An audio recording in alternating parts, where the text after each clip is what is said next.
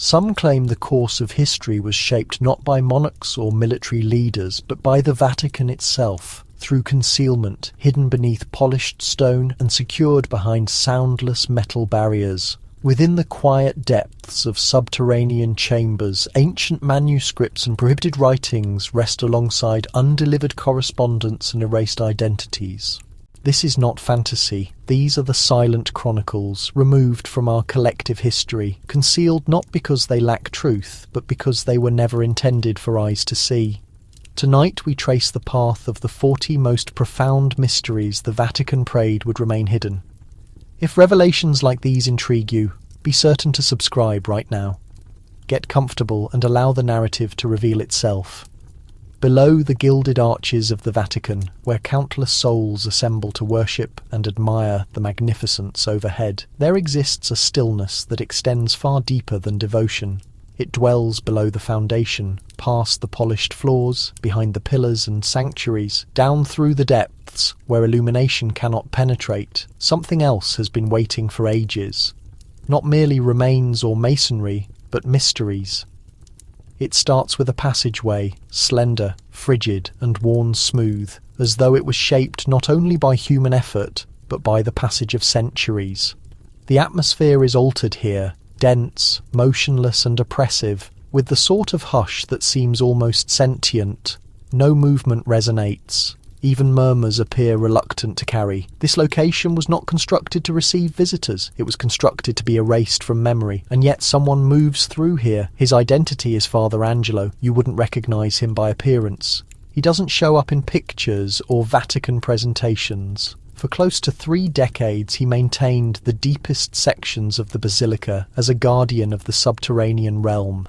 His garments were perpetually grey with powder, his manner of speaking gentle and hushed, like a flame wavering in the shadows. He was reliable but not discussed, recognised but not recalled. It was Father Angelo who once remarked, "The Church does not inter its deceased. It inters its uncertainties." He had witnessed what others were never supposed to.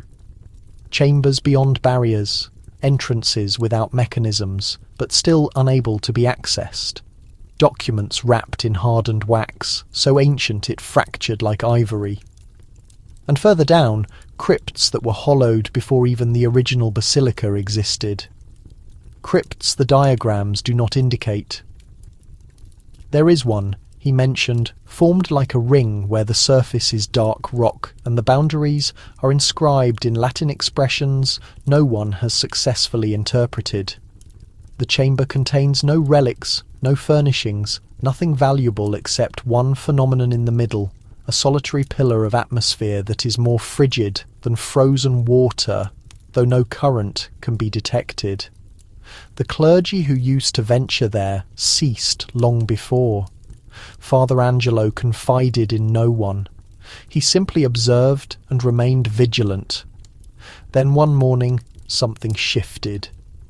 It was a daybreak in late autumn, somewhere around 1990.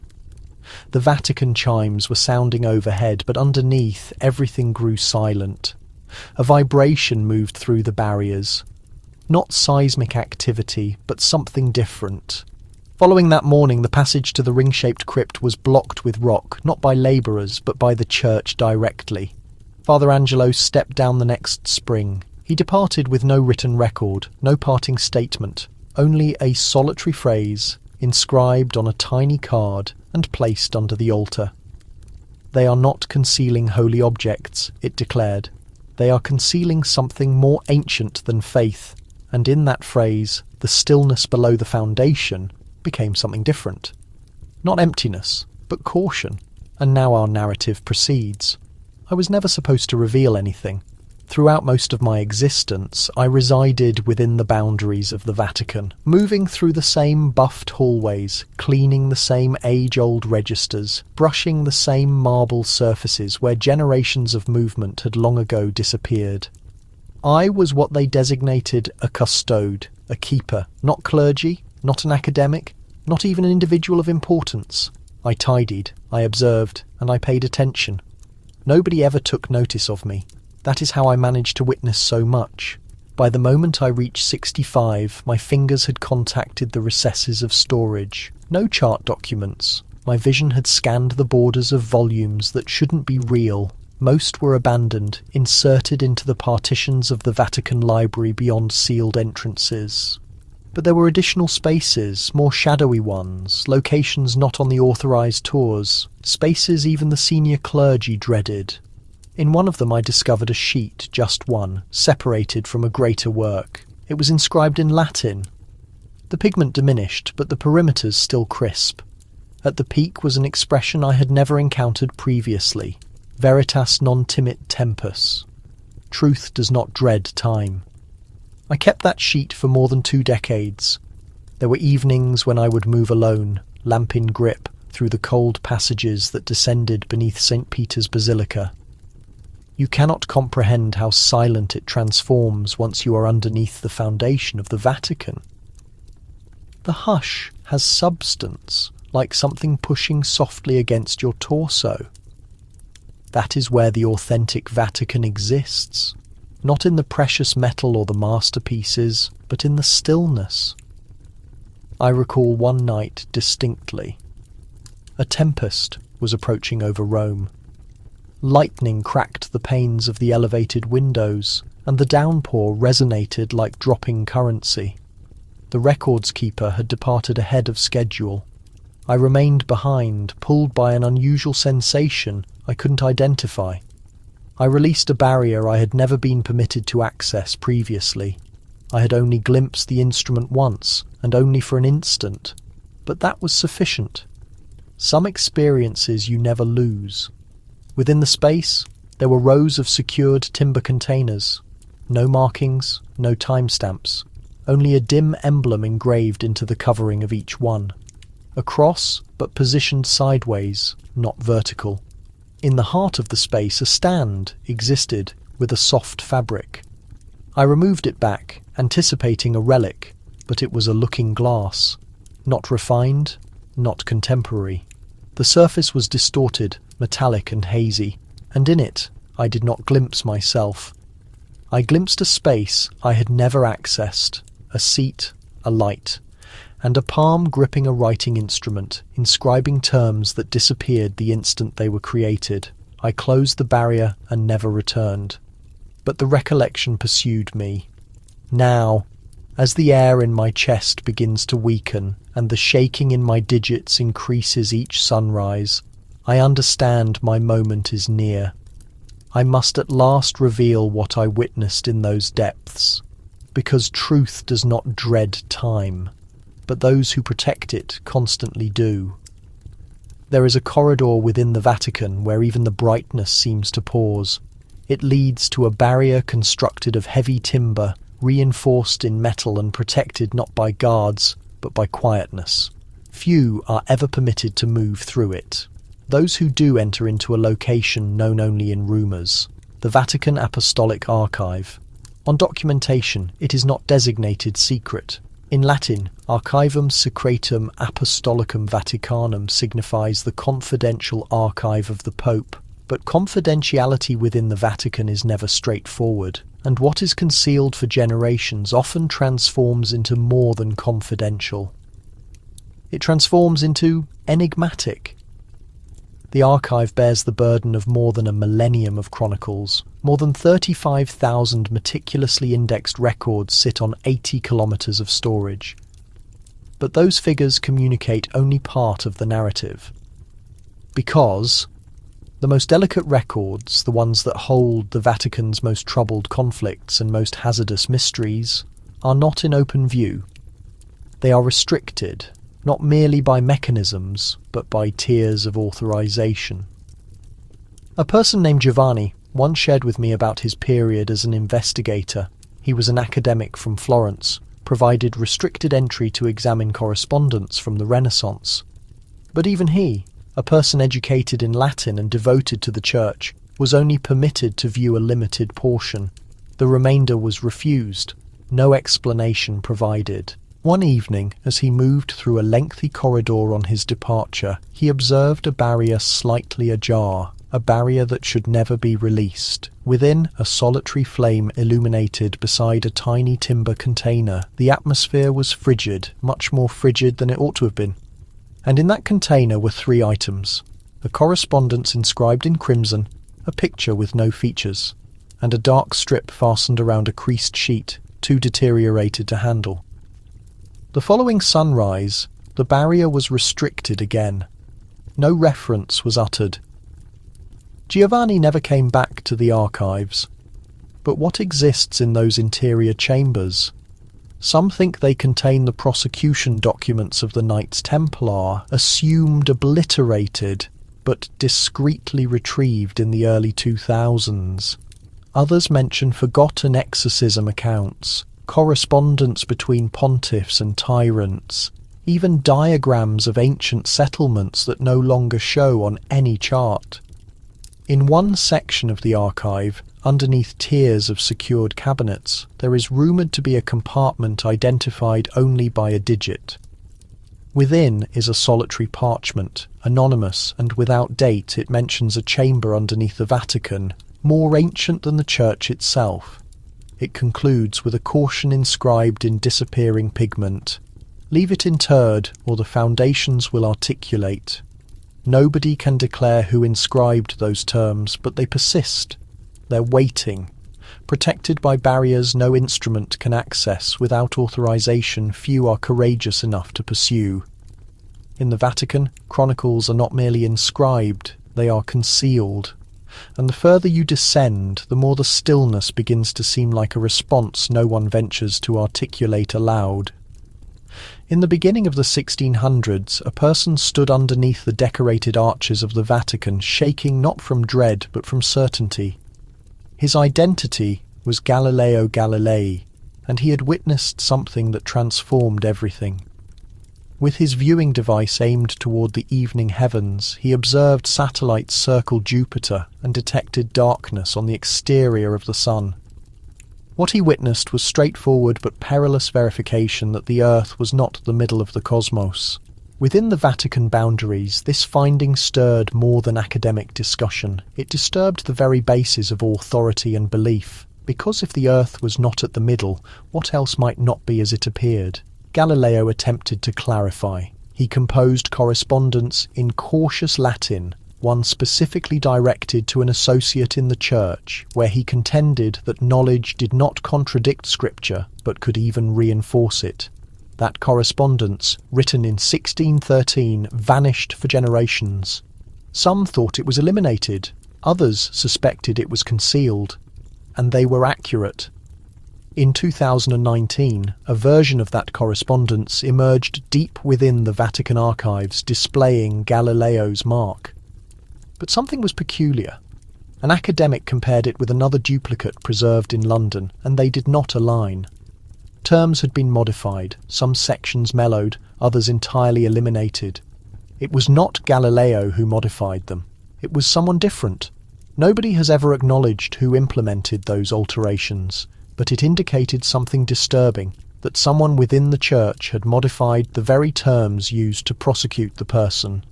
A discreet cover-up, concealed not in shadows, but in ordinary pigment.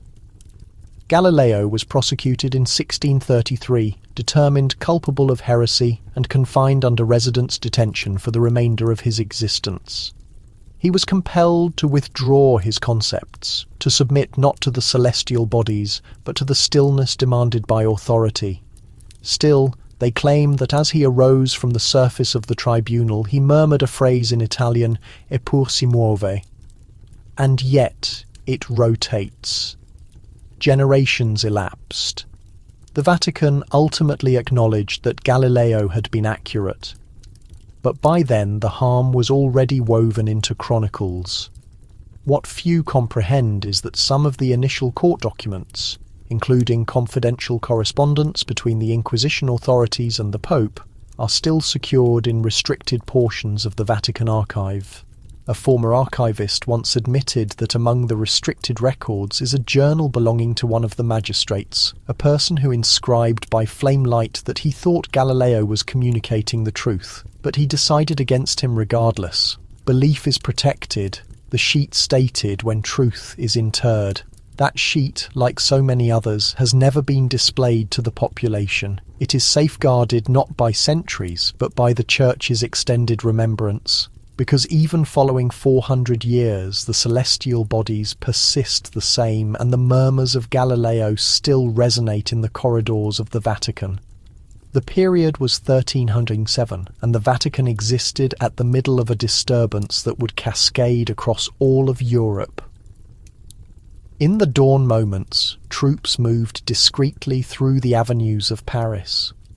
Their commands were locate the knights, capture them breathing. Nobody was to flee. The Knights Templar, once the most formidable military organisation in Christendom, were abruptly labelled as disbelievers, charged with blasphemy, false worship and covert ceremonies. They were removed from their dwellings, bound in quietness and cast into cells. But behind these accusations was not only dread, there was something more profound. Authority, governance and mysteries the Church never desired disclosed. The Vatican has extensively maintained the prosecutions of the Templars were legitimate, that the accusations were founded on proof. But for more than 700 years, an inquiry has remained. If the knights were genuinely culpable, why did so much of their prosecution disappear from the authorized documents? For generations, academics investigated for responses. Many thought the records had been misplaced or eliminated. But in the period 2001, something exceptional occurred. In a silent recess of the Vatican's secret archive, an Italian manuscript specialist named Barbara Frail produced a finding. Inserted into a folder identified with an uncommon code, she located a parchment. It was ancient, deteriorated and wrapped in fabric. The pigment had diminished, but the terms were still present. This was no standard sheet. It was the Chinon parchment, a missing document of a covert proceeding between the Vatican and the final commanders of the Templar organization. What it disclosed transformed everything. The parchment demonstrated that Pope Clement V had confidentially pardoned the Templars of heresy. He thought they were not adversaries of the belief, but casualties of governmental pressure. They were culpable of arrogance, possibly, or unusual practices, but not of disloyalty. And yet, despite this covert forgiveness, the Pope permitted the prosecutions to proceed, permitted the knights to perish. Why? That inquiry persists, without response. Some think he was intimidated by King Philip of France, who was indebted to the Templars enormous amounts of wealth and dreaded their expanding power. Others suspect the Vatican itself desired to eliminate the knights discreetly, before their understanding or their riches disrupted the delicate equilibrium of church and crown. But the most unsettling theory originates from a notation inscribed in the border of another Vatican record. Now restricted in a secured compartment, it states, "Their truth would destroy us all." The Templar narrative did not conclude with flames. It descended into stillness, into secured crypts, encrypted registers and disappearing identities. And for more than 700 years the truth remained creased in a solitary piece of parchment, concealed behind the very boundaries that once prosecuted them. Even presently, the Vatican does not mention it. But deep in the archive, among the powder and abandoned identities, the narrative persists. A narrative not of heresy, but of disloyalty. A narrative the Church couldn't eliminate, only inter. In the core of the Vatican, behind 3 tiers of secured compartments and a cabinet identified only by a Roman figure, sits a collection of correspondence fastened with pale strip. They are not portion of any population archive. Their material is delicate, worn and discoloured at the perimeters. Each is marked by palm, but none were ever delivered. The identity at the bottom of every sheet is the identical Pius XII. He was the Pope during one of the most shadowy periods in human chronicles. From 1939 until 1958, he guided the Catholic Church through the terrors of the Second World War. But what he executed or did not execute during those periods has been the focus of discussion for generations. Many charged him of stillness as countless were assembled and eliminated across Europe. He articulated only in broad terms, presenting prayers for tranquility, but never identifying the atrocities or the casualties. Opponents designated him a weakling. Supporters claimed he functioned in secrecy, rescuing existences behind the scenes. The truth, as constantly, remained in depths. And then arrived the correspondence. An aged Vatican custodian first mentioned them shortly before his passing. He had once transported approved records from the papal chamber to the authorized archive. But one evening, while tidying a confidential chamber near the apostolic residence, he uncovered something peculiar, a compartment left marginally accessible. Within were several creased sheets and a notation not to be disclosed. He did not remove them, but he recalled what he witnessed. Periods later, those correspondence were discreetly relocated into the restricted archive, indexed under confidential papal correspondence. Only a handful of individuals ever witnessed them again, but one Vatican chronicler provided temporary entry during a record examination, maintained he examined one. It was time-stamped 1942, directed to the bishops of Europe. In it, Pope Pius inscribed of unspeakable atrocities executed under symbols of false organisation and encouraged the Church to articulate the truth, even if the globe rejects it. He requested unity for compassion and for bravery, but the correspondence was never transported. Why? Some think he dreaded retaliation. The Nazis had already invaded the Netherlands and Belgium. Others claim it was governance. The Vatican was impartial, and a population position could have endangered more existences. But there is another prospect, interred in a quick phrase at the conclusion of one correspondence. The truth may deliver brightness, but also flames. That expression has troubled academics. Was it dread of brutality, of separation, or of revealing what the Church itself had selected to disregard? Whatever the motivation, the correspondence remained restricted, terms inscribed in grief, never articulated aloud. And in that stillness, an inquiry still persists. If the Church had proclaimed instead of murmured, how many might have survived? The Vatican has never verified the correspondence, but they are present, fastened with strip, concealed in quietness, a voice nearly missing to chronicles, a voice that even now anticipates to be perceived. The Vatican has constantly been recognised for its stillness. But within the stillness, there are documents, tens of thousands of them. Some are filled with devotions, others with authority. But in one recess of the Apostolic Archive, there is a compartment identified with nothing but a solitary character. It does not correspond any contemporary arrangement. It is not Latin, Greek, or Hebrew. Some think it is Phoenician, others claim more ancient. Within that compartment are diagrams, numerous of them, sketched by palm on extended calf covering and diminished parchment. Most are of locations we recognise: ancient Jerusalem, the Roman Empire, Constantinople. But dispersed among them are settlements no one can identify, identities that do not show on any present sphere. Boulevards marked with cryptic emblems, designs formed like celestial patterns and coils, and spires adorned with markings found only in holy construction. A particular chart reveals a fortified settlement along a waterway that has since dried. Its title, inscribed in rich brown pigment, reads Civitas Solis, the City of the Sunday. The pathways are arranged in flawless rings. The sanctuaries are positioned with the sun's extreme points, and at the heart lies a plaza labelled Altare Ignis, the altar of fire. This is where the enigma starts. The settlement appears in no documented Roman or Greek chronicles, yet the architectural form resembles early Christian basilicas.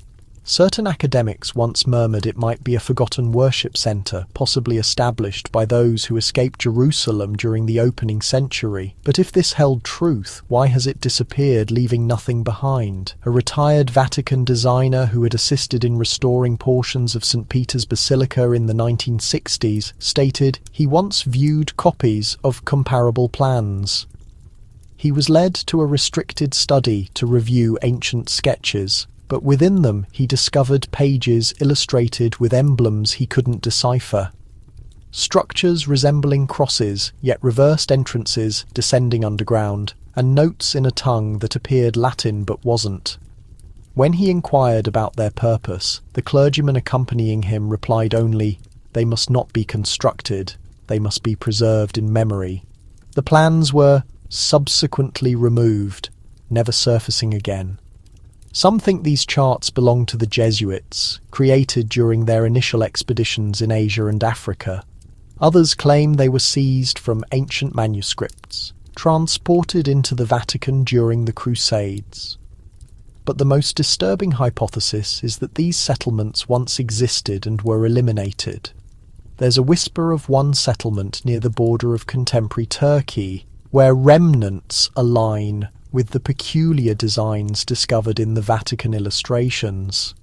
The location was discreetly restricted to visitors in the early 2000s. No formal explanation was provided. What were these locations? Who constructed them? And why were their plans preserved when the settlements themselves were not in the Vatican's chambers? History isn't merely remembered, it is selected, and occasionally what is removed from the ground survives only on parchment waiting to be reconstructed. Deep underneath the magnificence of the Sistine Chapel, where visitors crane their necks to admire a painted celestial realm, another dimension exists in stillness. It is not composed of pigment or stone, but of parchment. Aged parchment, stored in compartments that groan when pulled and whisper when shut. This is where some of Michelangelo's abandoned work now rests. Far from the splendour of the chapel overhead, Michelangelo Buonarroti, the master craftsman and artist of the Renaissance, left behind more than vaults and sculptures. He left remnants, writings, correspondence, and most importantly, illustrations drawn in charcoal, chalk, and pigment. Most of his recognised drawings are housed in galleries throughout Florence, London, and Paris. But there are others that never entered public holdings. These are the ones the Vatican preserves. In the year 2012, a Vatican restorer named Lucia made a subdued finding. While examining an aged portfolio marked structural planning, she detected a sheet that didn't align with the rest. It was not an architectural rendering, it was a form, a human shape curved in anguish, with limbs extended wide and a face turned skyward but lacking eyes. Beneath the form, Michelangelo had inscribed just 3 words in tiny script. Non sono solo, I am not alone. The sheet was not marked with his name, but the manner was unmistakable. The strokes, the contours, the flesh beneath the surface. It was him. She understood it. But when she presented the illustration to her supervisor, she was instructed to place it back in the file and speak nothing further. Lucia complied, but she recorded the draw's location, and over the following 2 years she visited it repeatedly. Inside were additional sheets, and some displayed unusual scenes. A vault never constructed, a stairwell without conclusion, a visage without identity. On one sheet there was a crude illustration of St. Peter's Basilica, but not as it appears now. The cross atop the vault was absent.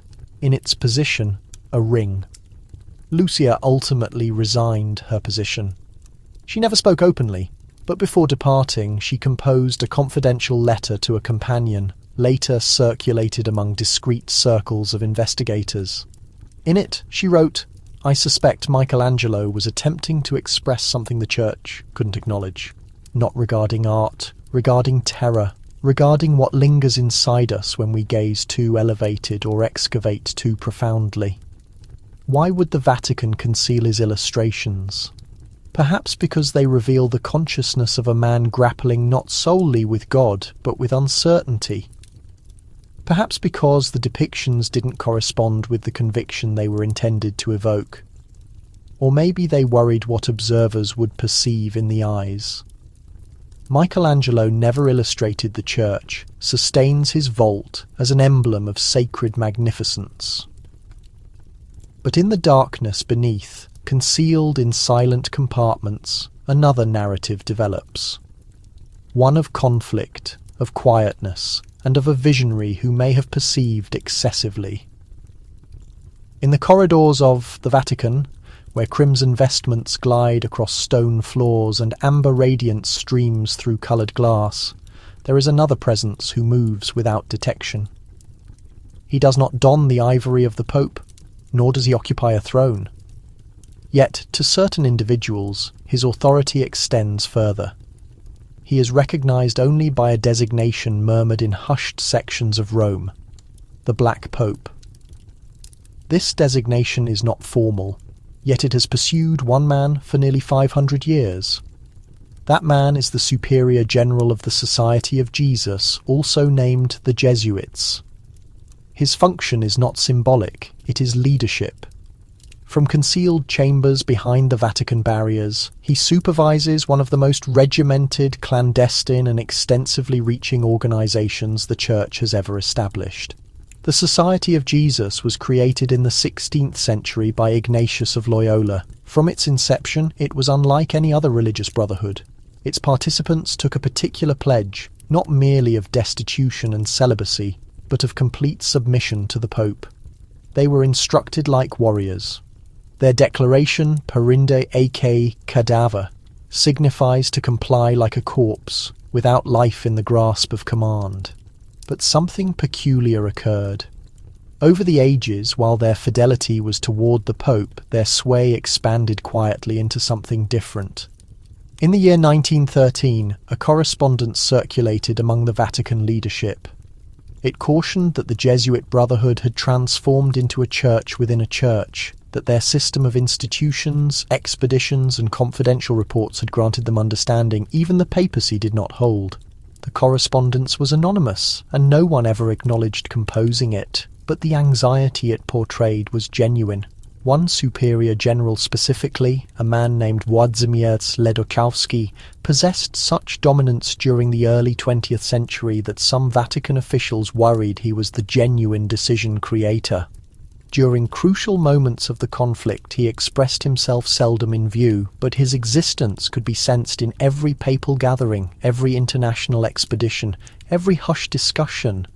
In a secured collection discovered years afterward, a document from a Vatican representative mentioned Ledokowski by a separate designation, Il Papa Oscuro, the Dark Pope, or, as it evolved translated over time, the Black Pope. There is no proof of misconduct, no judgment, no offence, but the anxiety of that concealed authority persists. Because in the realm of mysteries, dominance does not require a designation, it requires only entrance. The Jesuits have consistently possessed that. Even presently the Superior General resides just paces from the Apostolic Palace. His dwelling is modest, but his extent is enormous. He is chosen for existence, not by cardinals, but by his own brotherhood, and his character is recognised to limited individuals beyond the Vatican boundaries. The Church discusses one pope, the one in ivory, but the darkness reveals another account. A man in ebony, without diadem or attention, whose grasp may direct far more than anyone ventures to confess.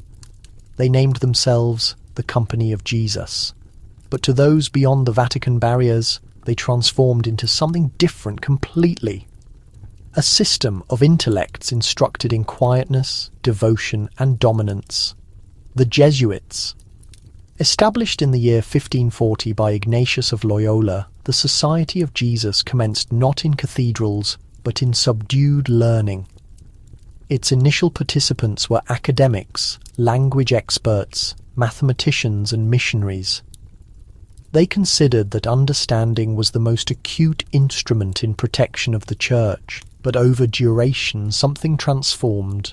What commenced as a spiritual expedition expanded into a system so extensive, so profoundly linked, that it penetrated into the very core of worldwide authority. Within just a limited decades, Jesuit institutions emerged in every significant European metropolis. But these were no typical institutions. Their pupils were prospective monarchs, representatives and researchers. The Jesuits instructed chronicle, regulation and dialect, not solely Latin and Greek, but Arabic, Mandarin and indigenous languages from the Americas. Every classroom transformed into a connection point, every pupil a prospective supporter. By the early 1700s, Jesuits had dispersed across 5 landmasses. They baptized rulers in China, counseled leaders in India, and charted waterways in South America long before imperial standards appeared. They constructed churches, indeed, but also strongholds, repositories, and commerce passages.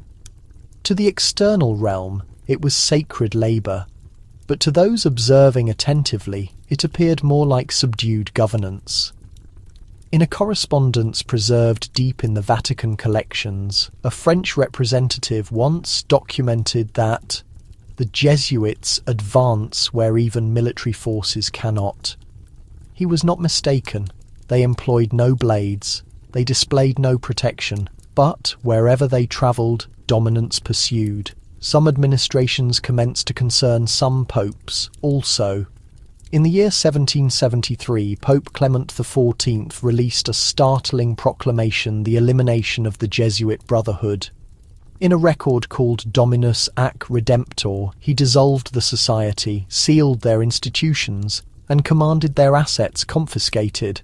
The formal justification was harmony within the Church, but in a notation documented in his own script and located later in the borders of his chronicle, the Pope admitted, "Their extent is beyond what I can perceive." What is frequently disregarded is that many Jesuits simply descended underground. They persisted their labour through different designations, different establishments. Their system, constructed over 2 ages, was not so simply removed. 41 years afterward, in 1814, the Brotherhood was quietly reinstated. Presently, the Jesuit existence inside the Vatican remains powerful. One of their own occupies upon the throne of St. Peter, Pope Francis, the initial Jesuit to possess the papacy, but the complete magnitude of their system, historical and current, is still concealed behind strata of chronicle. The Vatican names them servants of Christ. Chroniclers name them the Church's most faithful warriors. But those who have examined the darkness express something separate. The Jesuits are not simply part of the Vatican account. They are the account that was never intended to be revealed. In a modest stone sanctuary just outside the boundary of the Vatican gardens, there is a chamber limited individuals ever accessed. The barriers are exposed. The atmosphere holds the fragrance of aged timber and flame vapour. It is here, under the flicker of pale oil illumination, that a pledge is delivered. One not expressed to the observers, one not documented in visible volumes. It is recognized simply as the oath of absolute obedience. Among the Jesuits, this pledge is not granted casually. It is the ultimate phase, undertaken only by a chosen limited who have traversed through years of quietness, learning, and invisible examinations. And when the expressions are uttered, they are not uttered to God exclusively, but to the commander of the Brotherhood, the superior general, occasionally named the Black Pope. The man kneeling commits to comply, not just in essence, but in execution, not just in view, but in concealment. He guarantees to advance wherever he is dispatched, to assist whoever he is instructed, and to accomplish so without inquiry, even if the directive leads to peril, shame, or demise. Portions of the pledge have been murmured for ages, transported by speculation documented in aged chronicles, transported out of Europe. One phrase specifically freezes those who perceive. I will exist as a corpse in the grasp of my superior, without life and lacking will, displaced only by his contact. Some claim this phrase originates from the initial compositions of Ignatius of Loyola, the creator of the Society of Jesus. Others consider it was inserted afterward as the Brotherhood expanded in authority, but wherever it originated, the significance is total surrender. One previous novice who departed the Brotherhood before finishing his pledges maintained that during his ultimate retreat, he was transported into a round chamber with a solitary flame at its middle. He was questioned in Latin, some of which he did not comprehend. And at the conclusion, he was instructed to visualize his own demise and acknowledge it as compliance. He never returned for the ultimate ritual. The Vatican formally rejects that the Jesuits engage anything extraordinary. The pledges are spiritual, they express, representative of dedication. But concealed in the restricted collections is a correspondence from the 17th century composed by a Portuguese cardinal to the Pope. In it, he appeals for the brotherhood to be monitored more attentively. They comply in methods no man should. It is not dedication, it is control. What grants this pledge its authority is not just the expressions, it is the quietness that pursues. Those who accept it seldom express again of what they guaranteed. Their existences transform into darkness, advancing quietly through embassies, institutions and expeditions, consistently under the standard of conviction and consistently without inquiry. To comply without inquiry is not equivalent to believe without uncertainty. And in the concealed sections of the Vatican, that distinction has formed ages of subdued governance. For a collective constructed on quietness and assistance, the Jesuits provoked anxiety in nearly every section of the realm, not because they proclaimed loudly, but because they advanced quietly, not because they assembled military forces, but because they accumulated dominance. Over the ages, more than 80 nations and domains expelled them. Some accomplished it in the designation of harmony, others out of anxiety. But none disregarded them. It commenced gradually. In the late 1600s, monarchs in Europe initiated to detect something extraordinary. Jesuit clergymen were counselling not solely bishops, but financiers. They were confessors to monarchs, instructors to royal offspring, and confidential counsellors to the most authoritative families in France, Spain, Portugal, and further. In tribunal after tribunal, it was murmured that the Jesuits possessed too many perceptions and too many mysteries. By the 1700s, complete nations had experienced enough. Portugal expelled them in 1759, France pursued in 1764, then Spain, Naples, Parma, and the settlements of Latin America. Each granted a separate justification: political interference, economic governance, spiritual disobedience. But the design was unmistakable. One confidential correspondence, concealed in the Vatican collections and afterward exposed by a disillusioned bishop, presented a clearer perspective. They perceive to all, but respond to none. Not even the Pope possesses their complete loyalty. They are their own domain, enclosed investments. The anxiety was not lacking foundation. Jesuits operated the superior institutions in the realm, instructed in numerous languages, and could integrate into international territories without attracting distrust. In China, they attired like academics. In India, like Brahmins in the Americas, they resided beside the communities. They were missionaries on documentation, but witnesses in reality, and they documented everything downward. One illustration still confuses chroniclers. A Jesuit positioned in Paraguay during the early 18th century preserved a chronicle portraying the assembly of an indigenous metropolis where precious metal was employed not for prosperity, but for veneration. The metropolis disappeared. The chronicle vanished. But years afterward, a solitary sheet emerged in a confidential collector's collection. The illustration on it aligned with no recognized construction. It displayed an altar formed like a perception. Were the Jesuits simply excessively inquisitive, or did they understand excessively much? Even the Vatican transformed uneasy.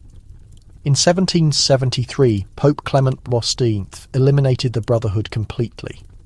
Under pressure from numerous nations, he authorized the proclamation reluctantly. That same year, Jesuit repositories were consumed, correspondence confiscated, and hundreds of clergymen dispersed across the realm. But the Society of Jesus was not removed. In the year 1814, the Church quietly reinstated them. No expression of regret, no clarification, just a restoration. The inquiry that remains is not why they were expelled, but how they restored more powerful. To this present, the Jesuits operate institutions, expeditions, and representative positions across the sphere. Their system remains complete, their quietness continuous, and the nations that once compelled them out, many now accommodate them again. Because some accounts, no matter how distant you dispatch them, consistently discover their path back.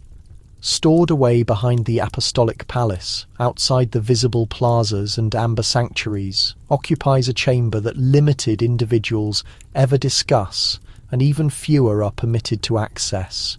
It possesses no throne, no sacred artifacts, and no coloured glass panes.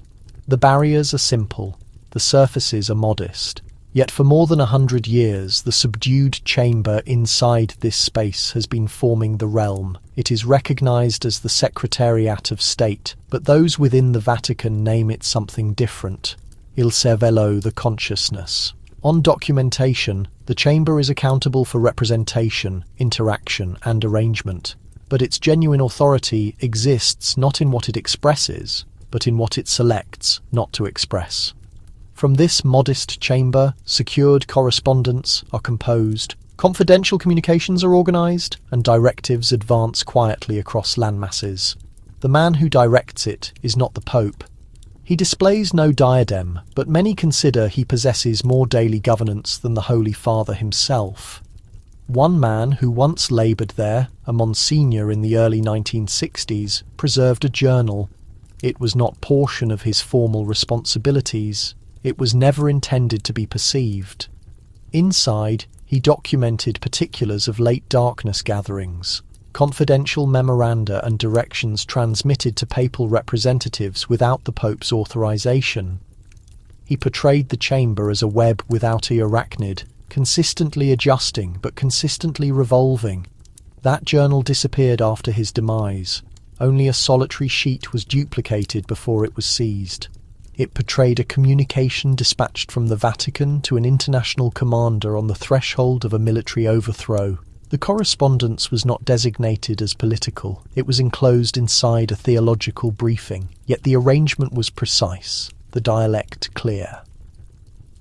Within periods, a fresh administration had established. Whether it was a chance occurrence, no one understands. But the sheet is now preserved in a secured file by a confidential collector in Geneva, distant from Vatican grasp. Over the decades, the chamber has enlarged its dominance. Its files incorporate reports not solely from bishops, but from representatives, researchers, and intelligence connections. A previous representative once expressed, "There is no chamber on ground so modest with perceptions that perceive." So distant, the Vatican never validates this. Formally, the Secretariat manages only church concerns. But every significant realm occurrence, from the collapse of the Berlin Wall to the subdued agreements authorised in unmarked chambers, has traversed through this chamber in some configuration. Even more inquisitive is the unwritten regulation. When a fresh pope is chosen, he does not substitute the personnel. Inside, the chamber persists. The individuals remain. The apparatus maintains operating. Perhaps the supreme authority is not in governing occurrences, but in understanding about them before they occur, and determining who requires to understand and who does not. In the core of the Vatican, amid the stone and precious metal, there is one entrance that seldom opens. No one kneels before it, but behind it the prospect is frequently determined in quietness. And occasionally quietness expresses the most loudly. Underneath the stone surface of St. Peter's Basilica, beyond the grand altar and the refined tiles traversed by pilgrims every period, there is another realm. It is a metropolis of the deceased, interred not just in material, but in duration. This location is named the Vatican Necropolis, and it is more ancient than the church itself. For ages, limited, understood what existed underneath the Vatican elevation. Visitors traversed above sepulchres without ever understanding. Even the popes interred in their magnificent sepulchres were uninformed of the more profound mysteries beneath. It was not until the early 1940s that the realm was permitted a vision. During renovations commanded by Pope Pius XVI, labourers excavated carefully underneath the basilica surface. They anticipated to locate vacant earth and foundation materials. Instead, their illumination revealed ancient brick barriers, diminished frescoes, and deteriorating archways. They had uncovered a subterranean interment location, unaffected since the Second and Third Ages, a metropolis of sepulchres. The Vatican demanded quietness. Only a modest team of archaeologists and clergy were permitted inside. They advanced gradually, murmuring as they laboured. The atmosphere was frigid. The barriers were aligned with pagan emblems, celestial bodies, felines and avians transporting spirits. But as they advanced more profoundly, something transformed. They located Christian emblems combined among the Roman deities. A marine creature carved beside a torch. A cross inscribed faintly into the section of a stone slab. One compartment possessed a solitary stone container secured with binding. There were no designations on the exterior, but inside was a collection of remains enclosed in violet and precious metal fabric. Some considered they had located the remains of St. Peter himself. The Vatican created no visible declaration at initial. The remains were examined in concealment, displaced between chambers, analysed by researchers and bishops. Decades traversed. In 1968, Pope Paul VI quietly validated that the remains were recognised in a manner we can regard persuasive. But he never expressed where they now remain. Nor what many do not understand is that portion of the necropolis persists unexplored. A limited passage obstructed by ancient material leads more profoundly into the elevation. Aged documents from the 1940s propose the passage curves toward what may have been a previous Roman temple, a location once employed for ceremonies long before the church possessed the territory.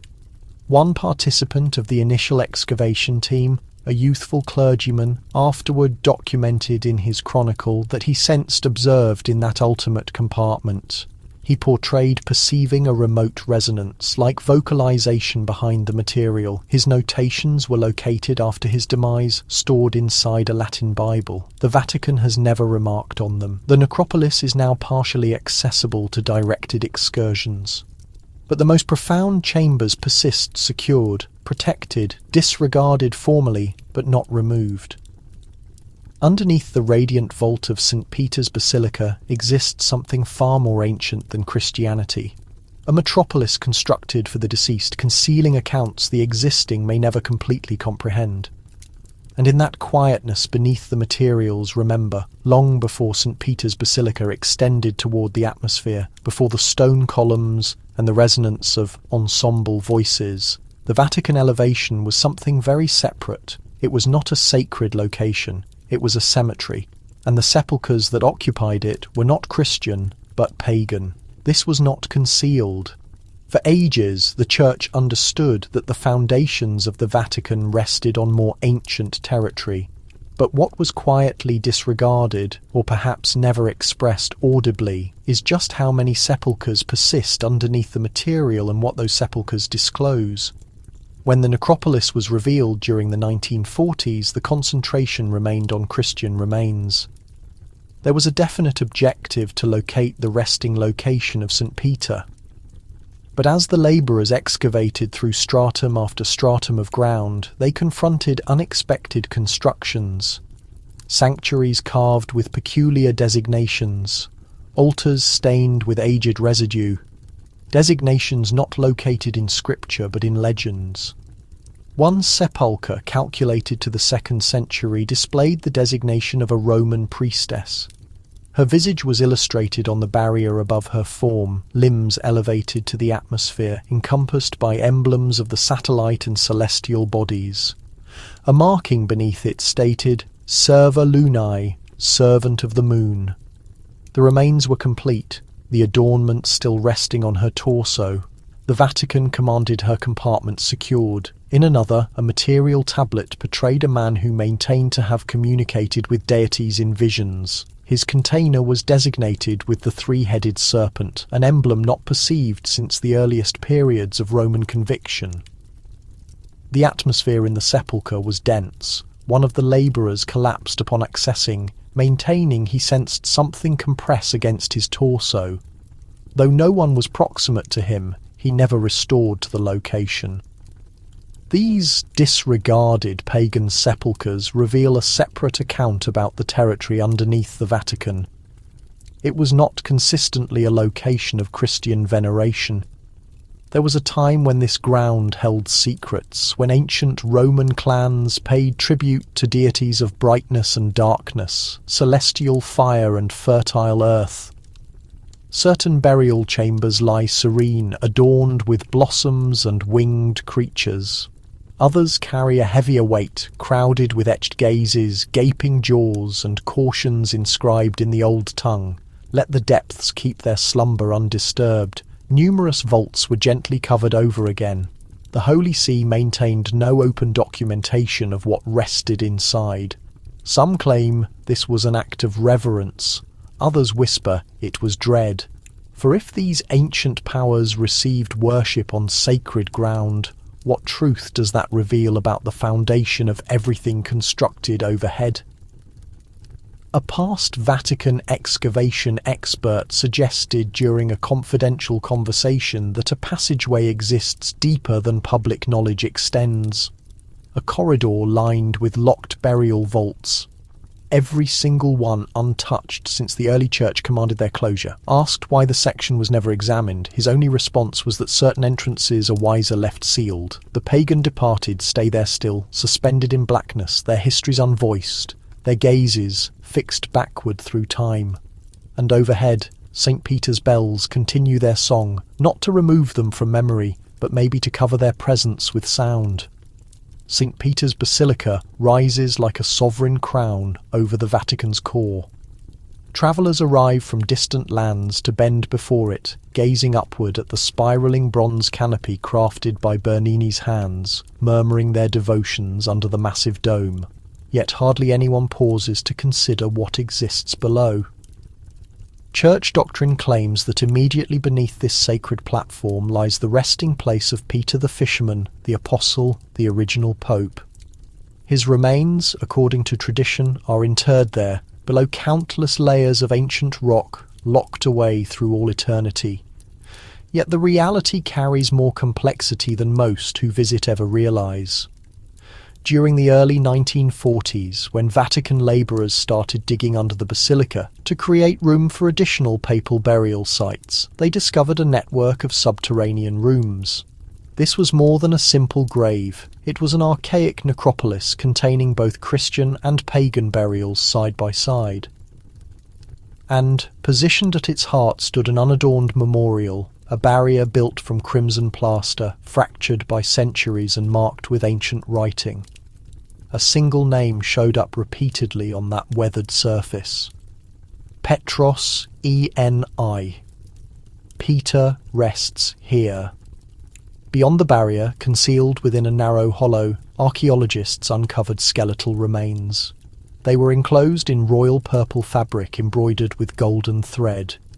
The bones were those of someone aged 60 to 70 years. No head, no inscription, merely pieces. Through many years, the Vatican declined to declare whether these fragments genuinely belonged to the saint. Researchers studied them in secrecy. Arguments erupted in private chambers. Some insisted that the expensive cloth and placement of the remains indicated someone of significance. Others noted the absent skull and complete lack of any proof of identity. If these truly were the first Pope's remains, why leave no definite marker? In 1968, Pope Paul VI issued a measured declaration. He stated the bones had been identified through means we might regard as persuasive, yet he never explained the identification process, and he never revealed where the bones had been placed afterward. Some think they were restored to the space behind the Crimson Barrier. Others suspect they were transferred to a deeper chamber, permanently sealed to guard against robbery or interference. A story circulated among a select few Vatican record keepers speaks of a second container discovered close by, holding different remains, including a skull with a fractured mandible. The container was quickly removed, and nobody has acknowledged witnessing it afterward. Then there is the Crimson Barrier itself. During the 1990s, while conducting standard upkeep, a fissure formed at its foundation. A labourer inspecting the fault claimed to glimpse a tiny concealed space just underneath. Yet before confirmation could occur, access was denied. The documentation was discreetly archived, restoration was completed, and the altar stayed undisturbed. Even now, pilgrims tread over that hallowed earth, unaware of the complete narrative. They kneel, they offer prayers, and they raise their eyes upward. But the genuine enigma isn't overhead. It lies buried underneath. The summer heat lingered over Rome that afternoon when she went missing. The month was June, 1983, and a 15-year-old girl named Emanuela Orlandi departed her family's Vatican residence to reach a music class. She never returned home. She wasn't a visitor or unfamiliar with the city. Emanuela held citizenship in Vatican City, among the extremely rare few. Her father served in the papal household, a reliable lay employee. Her dwelling sat mere paces from St. Peter's Basilica, inside the protected and holy boundaries of the church. Yet she vanished as though consumed by thin air. The authorized narrative emerged swiftly. She had gone missing close to a conservatory, perhaps abducted, perhaps enticed away. But almost immediately, her situation stood apart. No demands for payment arrived, no evidence, no indication of conflict. Only a telephone call made to her household days afterward, asserting she had entered a spiritual community and wouldn't be coming back. The speaker's tone wavered. Some claim it was altered. As days stretched into weeks, additional calls arrived. Some declared she was being detained to force the Vatican into freeing a captive. Others insisted she had fallen victim to something more sinister, something concealed within the church itself. Then written messages began appearing. One arrived bearing no sender identification. Within lay a picture of a dark-haired girl sitting on a bed, her expression hollow. Could it be Emanuela? The Vatican offered no comment. The relatives continued their pursuit. Rome's investigators chased leads that went nowhere, and gradually the account began to slip from public awareness. But within Vatican walls, the quiet spoke volumes. Years drifted past. Murmurs intensified. Some suspected she had accidentally heard something within the papal chambers. Others believed she had been involved in a clandestine transaction between the Vatican and criminal organizations. A designation surfaced, the Banda della Maliana, a Roman crime syndicate with alleged connections to the Vatican Bank. The notion appeared outlandish, unthinkable, yet papers emerged indicating funds had transferred silently, rapidly during the weeks after her vanishing. Then arrived the most disturbing development. During 2019, Emanuela's relatives obtained information. A burial site within the Vatican, long secured and abandoned, possibly contained her body. It bore an angel's image and sat close to the Teutonic cemetery just behind St. Peter's Basilica. The vault was unsealed, but rather than clarity, nothing was found. Even the individuals supposedly interred there had gone. It stood vacant. The Vatican child, people named her. A daughter of the church consumed by its darkness. Today her relatives maintain their watch, burning candles, insisting on answers. And the Vatican? It stays silent. In a place where every stone is monitored, where mysteries are locked in repositories and bound by vows, how does a young girl simply disappear? Unless maybe the account was never intended to reach resolution, only to be held in memory, just below the surface, like countless others entombed in the quietness beneath ancient rock. The Vatican serves as a repository of graves, magnificent, protected and distinguished by marble. Popes find their rest there, cardinals as well, in stone vaults secured for all time. Yet in recent times something unusual has started to unsettle the tranquility of the deceased. Beyond the barriers of the Teutonic cemetery, just past the shadow cast by St. Peter's dome, two historic tombs were accessed. They were anticipated to contain the bodies of 2 princesses from distinguished German lineages. The markers overhead displayed names and death dates, one passed in the 1800s, the other in the early 1900s. Their burial locations had stayed sealed for more than 100 years until a message reached them, conveyed through a legal representative sent to Emanuela Orlandi's relatives. The anonymous communication read, "If you seek to discover Emanuela, examine where the angel gestures."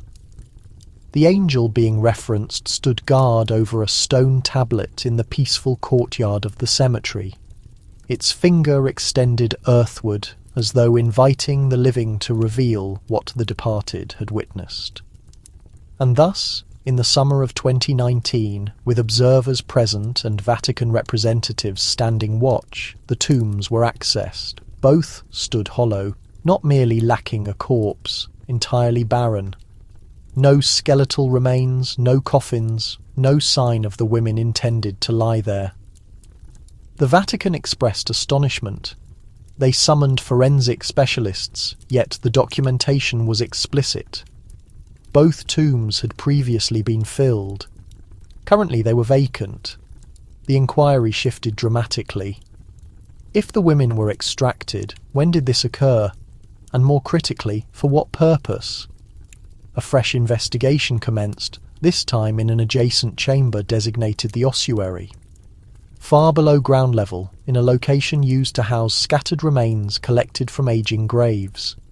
Skeletal fragments were found, countless pieces, all mixed together, bearing no identification. Some dated to ancient times, others more recent.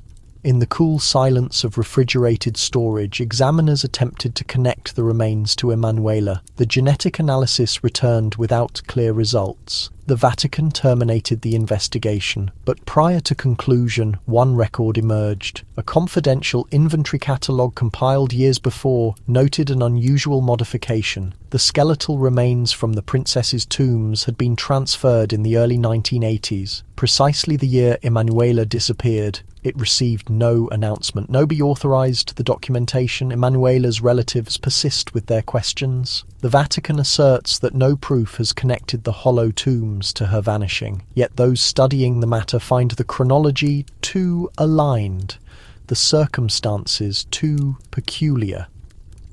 What reason would the Vatican have to discreetly relocate aristocratic remains? During the identical year, a Vatican resident disappeared. And what purpose did sealing the tombs serve, as though nothing had altered? The underground chambers below the city are not perpetually hushed. Occasionally they resonate with more than devotional words. Occasionally they communicate through absence. In the Vatican, reality frequently conceals itself not in what gets discovered, but in what has ceased to exist. The final moment anyone observed her with certainty, she stood close to Piazza Navona, positioned next to a green BMW. The automobile's glass was darkened, its registration impossible to identify. The young woman had on a dark skirt and pale blouse, her black hair swept away from her features. She appeared anxious, though not terrified. And then she entered the vehicle. That young woman, numerous people think, was Emanuela Orlandi. The year stood at 1983. The metropolis was sweltering and heat waves rose from the pavement. A witness, a young vendor at a newspaper kiosk afterward, claimed he identified her from announcements displayed throughout Rome. Initially he questioned his perception, but then she rotated just sufficiently for him to observe her face. He felt certain of her identity, he informed the authorities, yet the account was quietly stored away. During the weeks following Emanuela's vanishing, information flooded in. Most received dismissal, some bordered on fantastic, stories of international operatives, bizarre groups, and arrangements conducted in secrecy. Yet one element kept resurfacing. The green BMW. 2 young women, both companions of Emanuela, subsequently stated a man wearing formal attire had confronted them after her disappearance. He presented them with currency. He posed inquiries about Emanuela's routines, her whereabouts, her relatives. He He operated a green automobile. They assumed he was law enforcement. He never displayed credentials. Time marched forward. Documents were archived. Yet the green BMW persisted in the story's edges, like an apparition refusing to fade. Then, in the early 2000s, a former police officer stepped forward. He had reviewed the account about the young woman in the green vehicle. He had been assigned near Vatican City during that period, and he recalled something odd.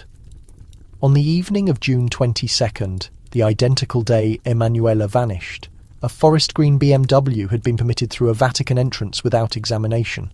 The automobile didn't correspond to any recognised diplomatic transport. The security personnel were never interrogated.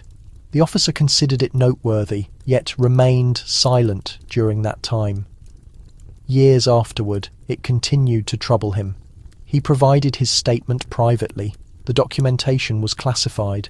More recently, a reporter searching through archived case materials found a parking violation issued to a green BMW in a forbidden zone near the Teutonic Cemetery, the identical location where vacant tombs would be opened years hence. The violation was authenticated, then strangely voided. The authorization was obscured. The date corresponded with the day following Emanuela's disappearance. Was the young woman in the green BMW truly her? Nobody can state with certainty. Yet in a metropolis observed by surveillance, protected by custom and saturated with mysteries, a solitary vehicle moved through the Vatican barriers without leaving evidence, except in the recollection of someone who observed and questioned why nobody raised concerns. And maybe that represents the most profound enigma of all, not the automobile, not the young woman, but the hush that came after. In the shadowed areas of the Vatican, between dusty archives and hushed speculation, exists an account that appears too bizarre to hold truth. Yet it persists. It begins with an apparatus, not one designed for worship or divination, but for scientific inquiry. It bore the name chronovisor, and certain people claim it possessed the ability to perceive across temporal dimensions. The account became known in the 1970s when a Benedictine clergyman named Father Pellegrino Ernetti emerged with an assertion no religious figure had previously ventured. He declared that within the Vatican, concealed from the world, existed an instrument that could observe occurrences from history, not through creative thinking, not through spiritual visions, but through actual imagery and audio, similar to a television receiving signals from the past. Father Ernetti was no conventional monk. He had trained as a physicist, a student of musical history, and an academic. Capable in classical Greek, he stated he had collaborated with a group of researchers, including a Nobel laureate, under the approval of senior church authorities. In unity, they constructed the chronovisor. Based on his description, the instrument utilized enigmatic radiation, remnants of illumination and vibration still present in the cosmos, to rebuild scenes from distant eras. And what subject did they select to witness? The execution of Jesus Christ. Ernetti detailed observing it directly. He claimed he witnessed the heavens grow dark. He witnessed Christ's expression twisted with suffering. He even asserted having documented a vanished Latin drama by the Roman writer Quintus Ennius. Following viewing a staging through the chronovisor, the majority rejected the account as invention, a deception, an imagination too extreme for even the most daring speculation. Yet not everyone scoffed. Within the Vatican, the response proved more measured, reserved. No official declaration was issued. And then abruptly, Father Ernetti ceased discussing the apparatus. He stated he had been misinterpreted. He retracted everything he had previously asserted. Yet before his passing, something curious occurred. A companion visited Ernetti in the medical facility. The clergyman was frail, his speech scarcely audible. When questioned once more about the chronovisor, he didn't refute it. He stated merely this: they lacked readiness, and they harboured fear. Shortly afterward, a picture emerged. It displayed Christ's visage on the execution device, gaze raised, mouth slightly open. Ernetti claimed it had originated from the chronovisor itself. Skeptics labelled it counterfeit, a capture of a devotional sculpture, yet nobody could establish who had initially distributed it. And until this day, the genuine origin stays unidentified. What proves most remarkable is the response from the Church. Instead of denouncing the account completely, the Vatican discreetly issued a caution in a text composed in Latin and preserved deep within the records. It was proclaimed that any instrument bearing resemblance to the chronovisor would be deemed threatening to the faith and prohibited. Why release a caution for an apparatus that never had existence? Maybe the explanation rests not in what the apparatus could reveal, but in what it rendered achievable. An existence where history is no longer concealed and reality cannot be interred. Even under stone, even behind hush, it appeared as merely a lone picture, monochrome, unclear, hidden within the rear of an aged leather-covered volume. Yet for those who accept the Vatican's concealed history, it represents a photograph that shouldn't have existence. The image depicts a man secured to a timber cross. His skull is wrapped with thorns. His form is contorted, and his visage is angled somewhat toward the lens. The surroundings are indistinct, as though captured through dense mist. No contemporary indicators exist, no electrical cables, no pathways. Simply the elevation, the cross, and the form. Upon initial observation, it seems to be another devotional creation. Yet there exists no paint application, no surface, no artist's mark. Specialists verified it was captured with an early photographic device, well before colour capability, well before manipulation. Still nobody can determine when, where, or by whose hand. The photograph initially surfaced in the early 1990s, inserted into a parcel delivered to a Jesuit scholar in Milan. No sender details existed. The container was covered with dense dark material, the variety employed to prevent scanning or radiation exposure. Accompanying the picture was a brief message, written in unsteady Latin. It stated, "That which has been witnessed cannot become unseen." The scholar attempted to identify the origin. He consulted fellow academics. He dispatched careful letters to Rome.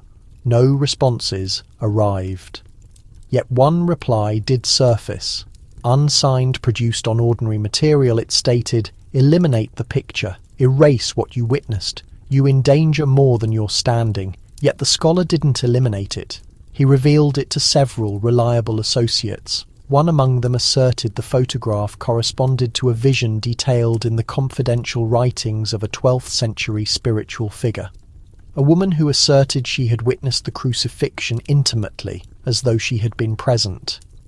The stance, the configuration of the cross, even the peculiar illumination all corresponded with her forgotten manuscript. Then the picture disappeared. Some claim the Vatican seized it and locked it away in their archives, protected by sacred vows and heavy chains. Others insist it was never authentic, merely an illusion born of darkness and dread. But those who touched it swear it was real, not an artwork, not a holy object, a fragment stolen from history itself. And when the tale was eventually connected to the chronovisor, that enigmatic apparatus rumoured to recreate scenes from history, doubts started growing. Might it be an image pulled from that device? Was this the evidence the Vatican had consistently rejected?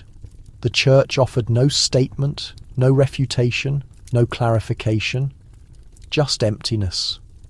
Still in the shadowy libraries of Rome, a duplicate continues circulating from scholar to scholar, passed along in hushed voices and hidden spaces, always accompanied by the same warning: don't look too long, the photograph won't transform, you will. And within that solitary image, authentic or fabricated, rests a profound enigma. What if history isn't as distant as we believe? What if someone, at some point, preserved it? And what if the Vatican is aware? They described it as a scientific wonder.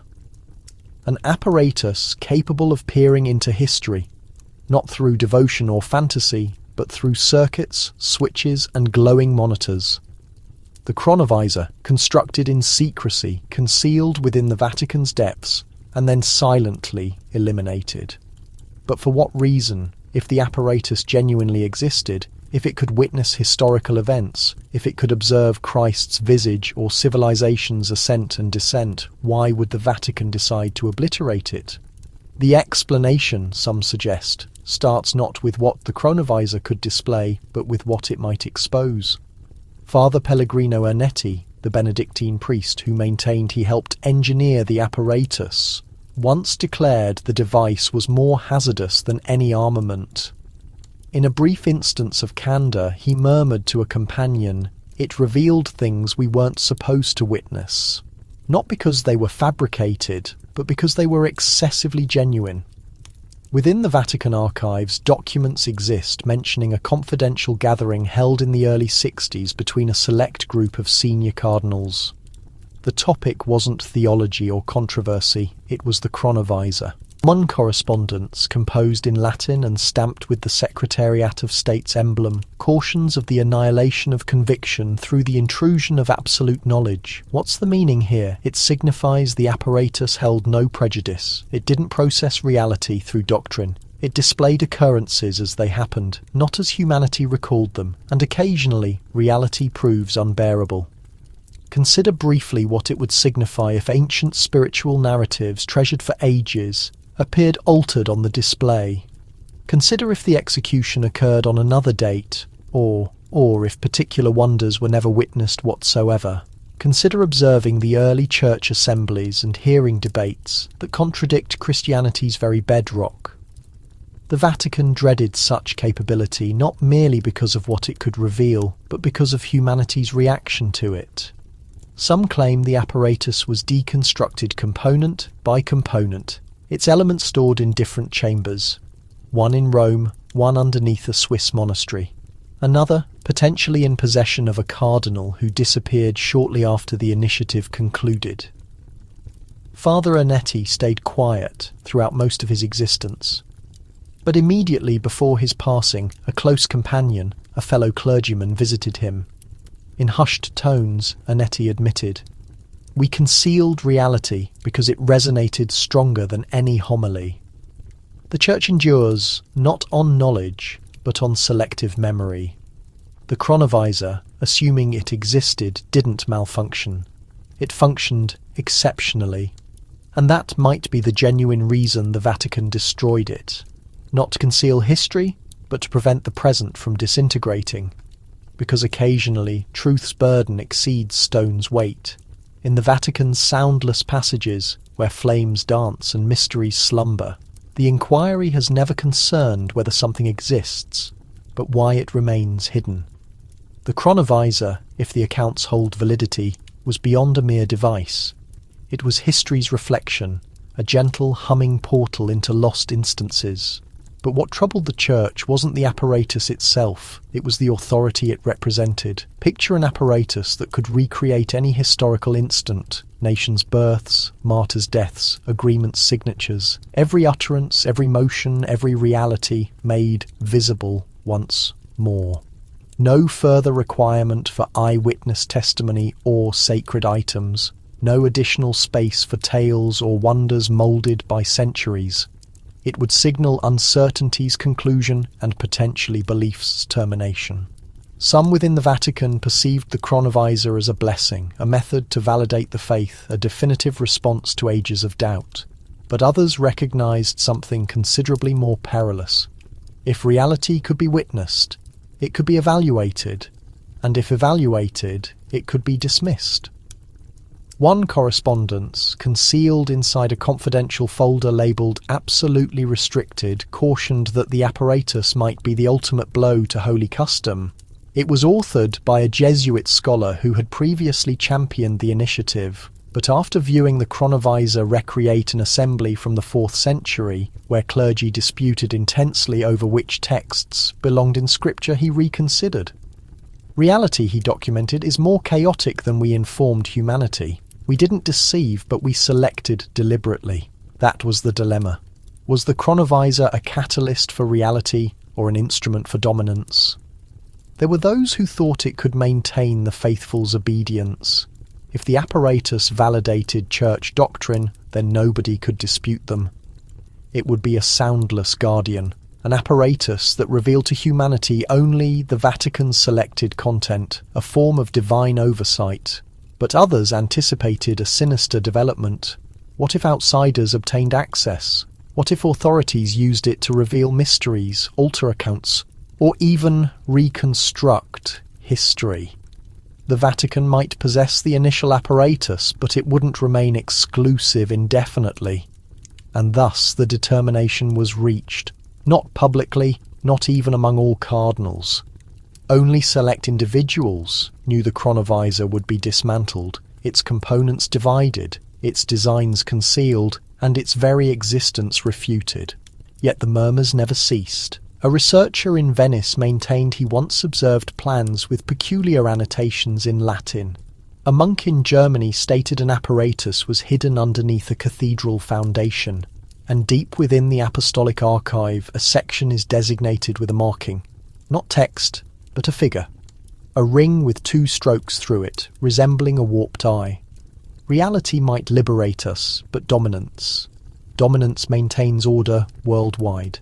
And somewhere between time's passage and aged film's flicker, the Vatican decided, there exists a modest chamber in the Vatican that scarcely anyone has penetrated and even fewer discuss. It's excluded from the tour, no images exist, no markers, yet each new pontiff must traverse it, and some emerge transformed. They identify it as the Room of Tears, hidden behind the Sistine Chapel, concealed past heavy timber entrances and behind walls laden with paintings. The chamber itself is plain. There's a reflective surface, a seat, and 3 papal garment sets in varying dimensions. Here, immediately after the white vapour ascends and the masses celebrate in St. Peter's Square, the new pontiff is escorted in quietness.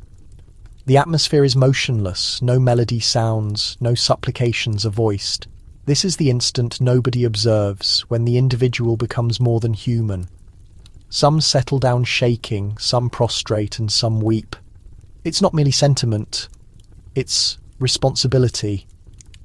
In that moment, the pontiff no longer possesses himself. He belongs to chronology, to countless believers, to a metropolis constructed on mysteries. He abandons his identity, his history, and occasionally even his convictions. There's an account whispered quietly by a Swiss sentinel who waited outside the Room of Tears in 1978. The cardinals had just selected Cardinal Albino Luciani. He had assumed the identity John Paul I. Minutes elapsed, then additional time. Then weeping sounds emerged through the entrance. Not gentle, but profound, the variety that convulses the frame. When the entrance finally parted, the new pontiff stepped forth, ashen and speechless. He uttered only one phrase to the sentinel: "Request prayers for me." 33 days afterward he perished. The authorized account declared it cardiac arrest, but no examination was ever conducted. And some think the mysteries he discovered in that brief period about the Vatican financial institution, about misconduct, were excessively hazardous for his prolonged survival. The Room of Tears witnessed him finally. Pope Benedict XVI reportedly remained there for approximately 40 minutes isolated. When he surfaced, his countenance had altered. One assistant maintained he appeared more aged, as if the position had already weathered him. Years subsequently, when he made the astonishing choice to abdicate, something no pontiff had accomplished in almost 6 centuries, many questioned if the motivation had originated in that quiet chamber.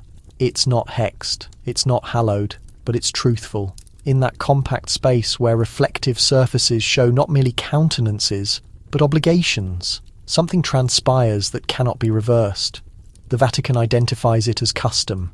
Others identify it as metamorphosis. But one element is definite. In a metropolis abundant with magnificent chambers and golden shrines, the most impactful instances might transpire in a chamber no larger than a cupboard, where weeping is not concealed, but anticipated, and where quietness communicates most powerfully of all. Underneath the Vatican's marble foundations, where murmurs persist longer than footfalls, there exists a volume secured in quietness. It doesn't rest on exhibition, it's not examined in theological schools. And yet it's protected more meticulously than some of the Church's most hallowed artefacts.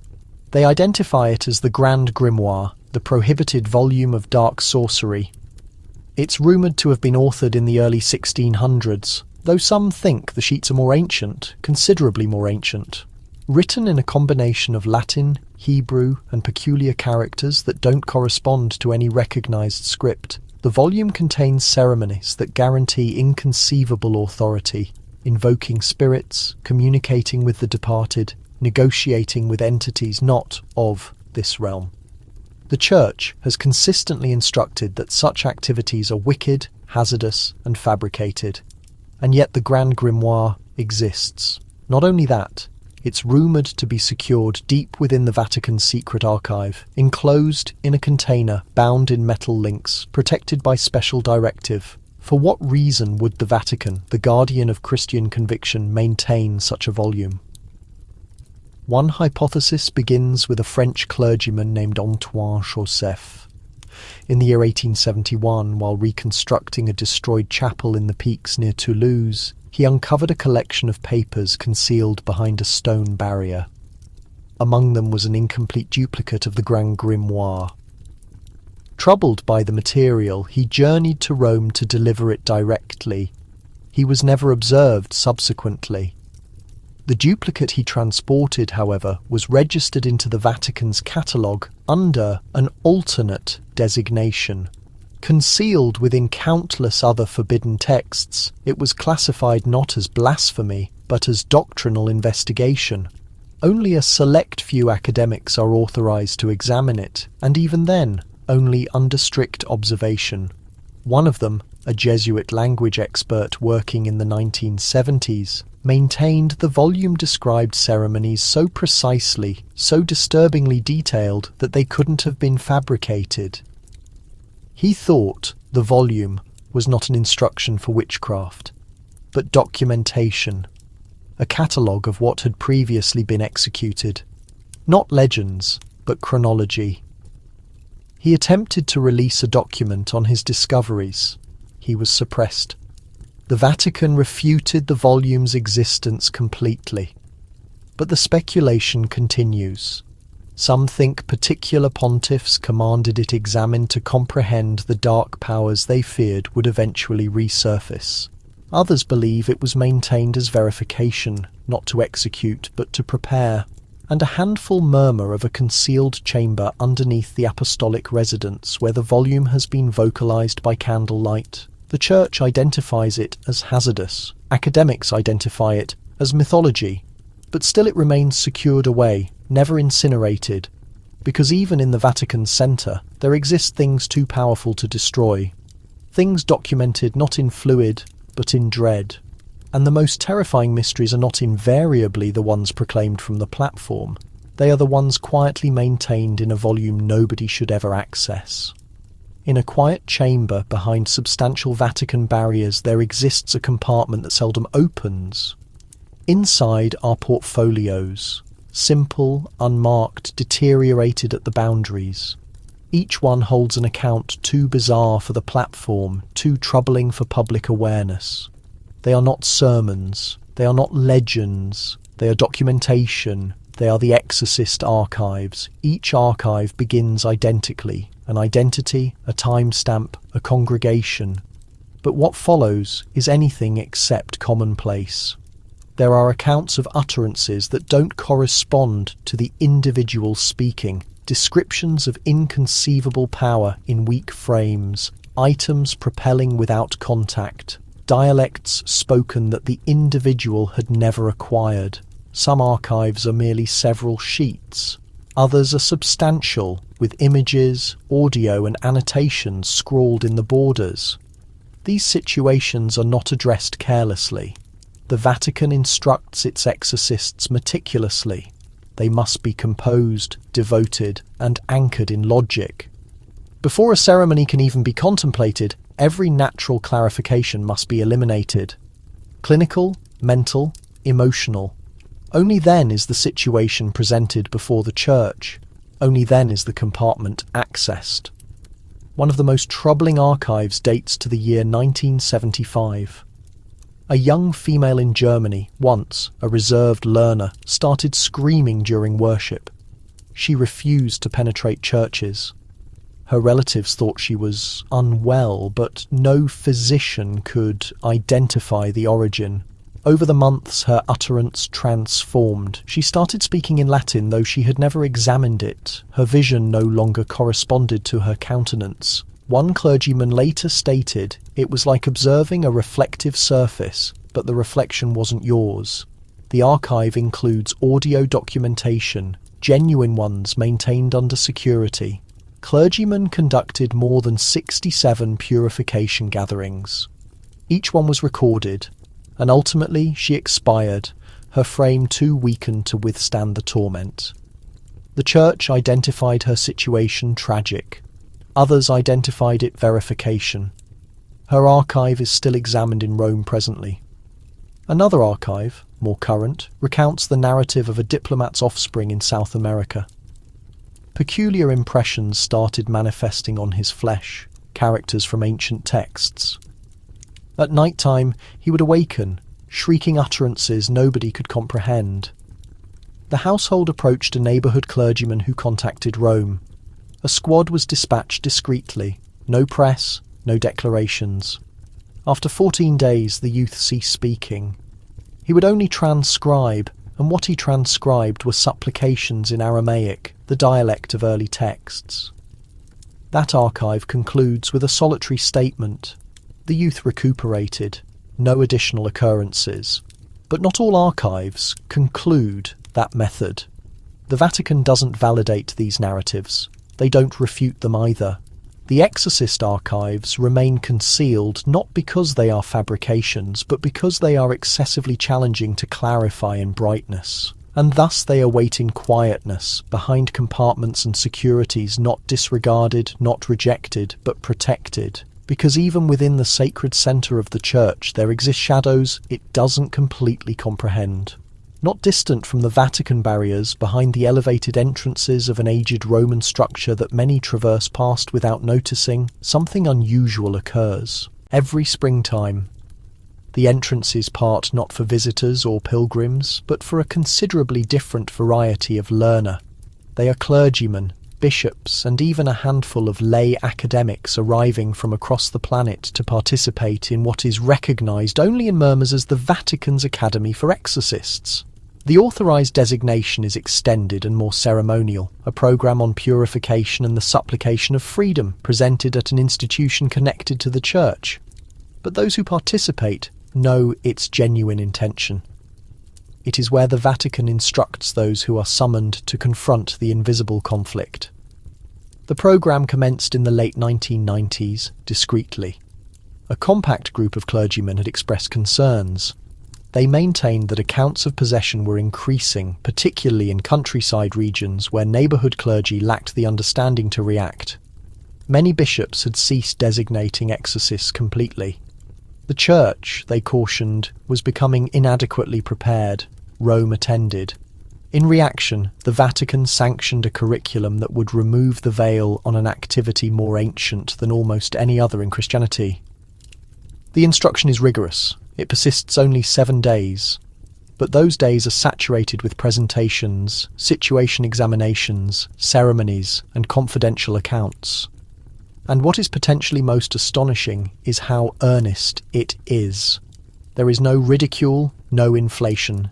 Instructors discuss possession as an authentic, if uncommon, circumstance. They instruct how to identify fabrication, how some situations might be mental, others misconstrued. But they also instruct indicators.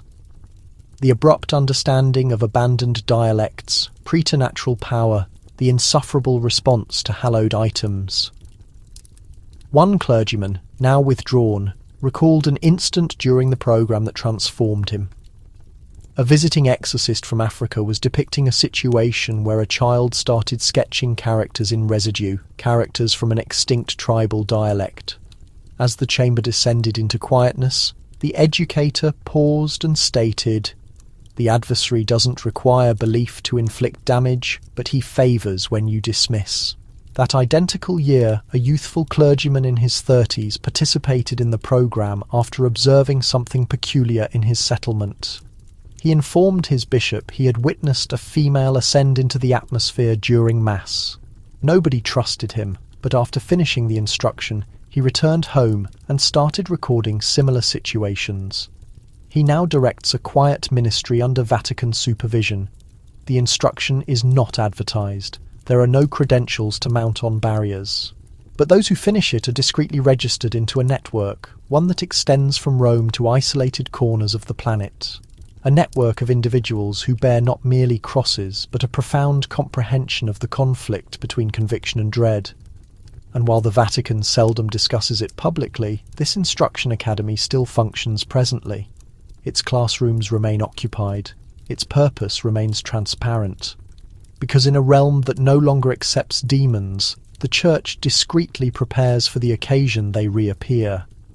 In the undulating peaks of southern France, a youthful female once maintained the Virgin Mary communicated to her underneath a tree.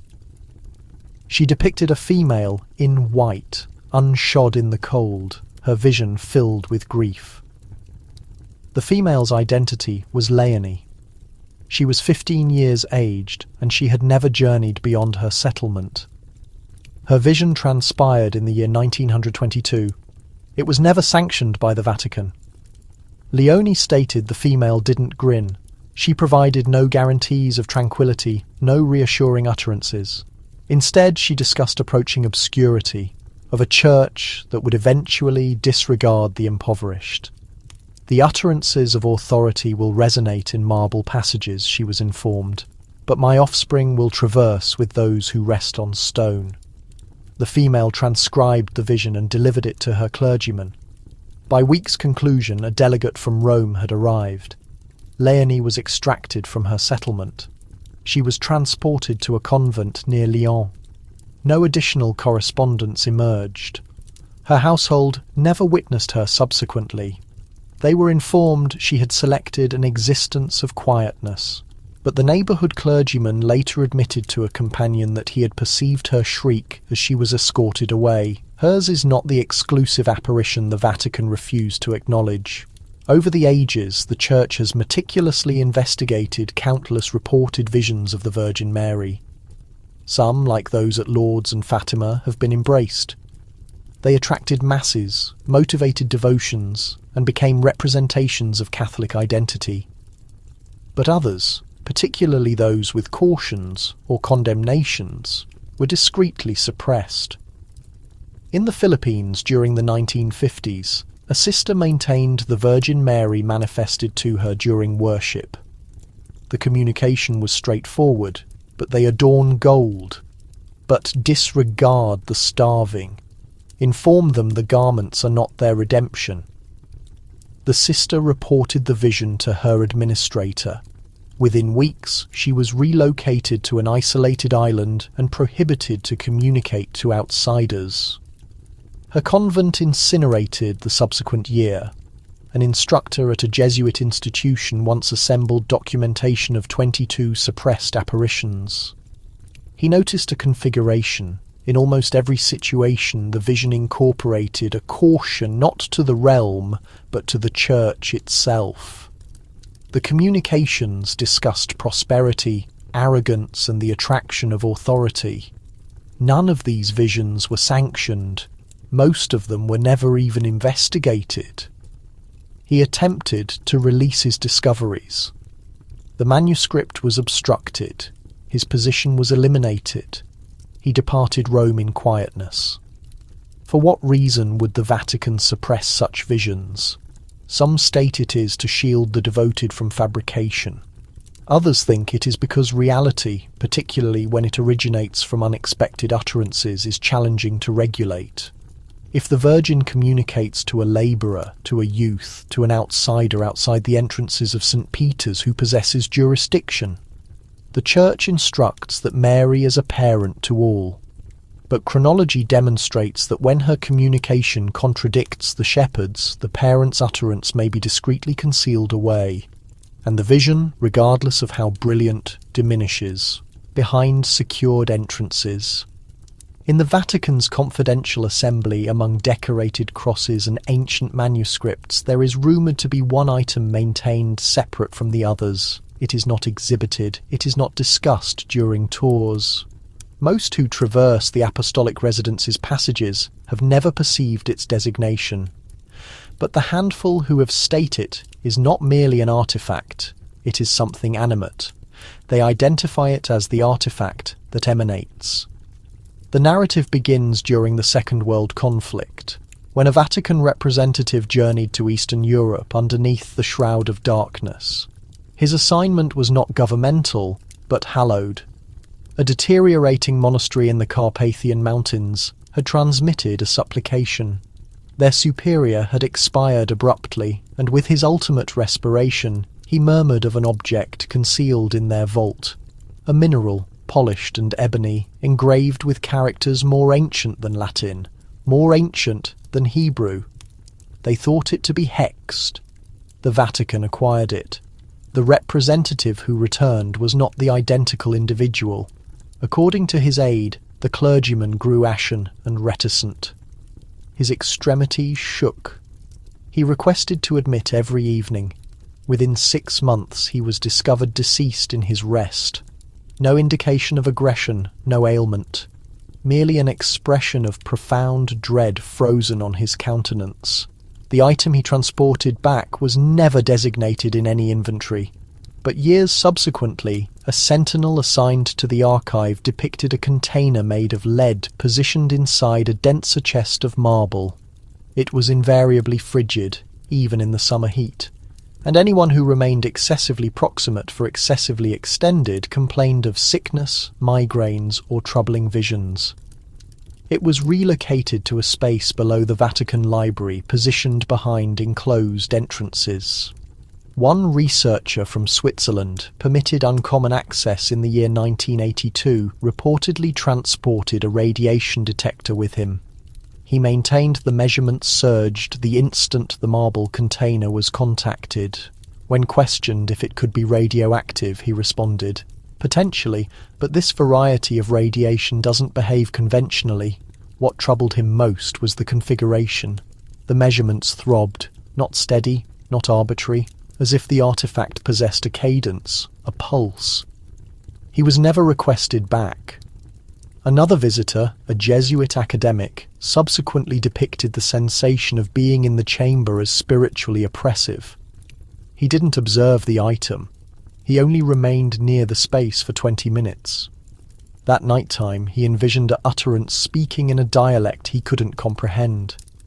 When he awakened, he had transcribed the identical character repeatedly on the bedclothes, a coil with 4 extensions corresponding the engraving depicted in the original monastery correspondence.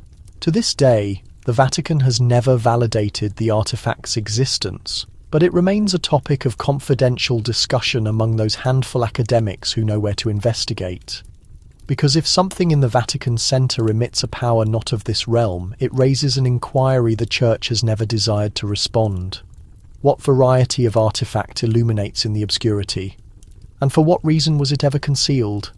It was the springtime of 1939 when white vapour ascended above the Vatican and a new pontiff was selected. His identity was Eugenio Pacelli, but the realm would come to recognise him as Pope Pius XII. Merely 6 months subsequently, Adolf Hitler invaded Poland and the realm descended into conflict. What followed was one of the most contested and secretive chapters in Vatican chronology. The Church's association with the Nazis. At initial observation, the Vatican remained separate from the struggle. It possessed no military. It maintained no allegiance. But deep underneath the exterior, inside papal quarters and concealed archives, something else was developing. There were correspondences, gatherings, quiet comprehensions that never reached the populace. Pope Pius XII had once functioned as a diplomat in Germany. He comprehended the dialect. He understood its authorities.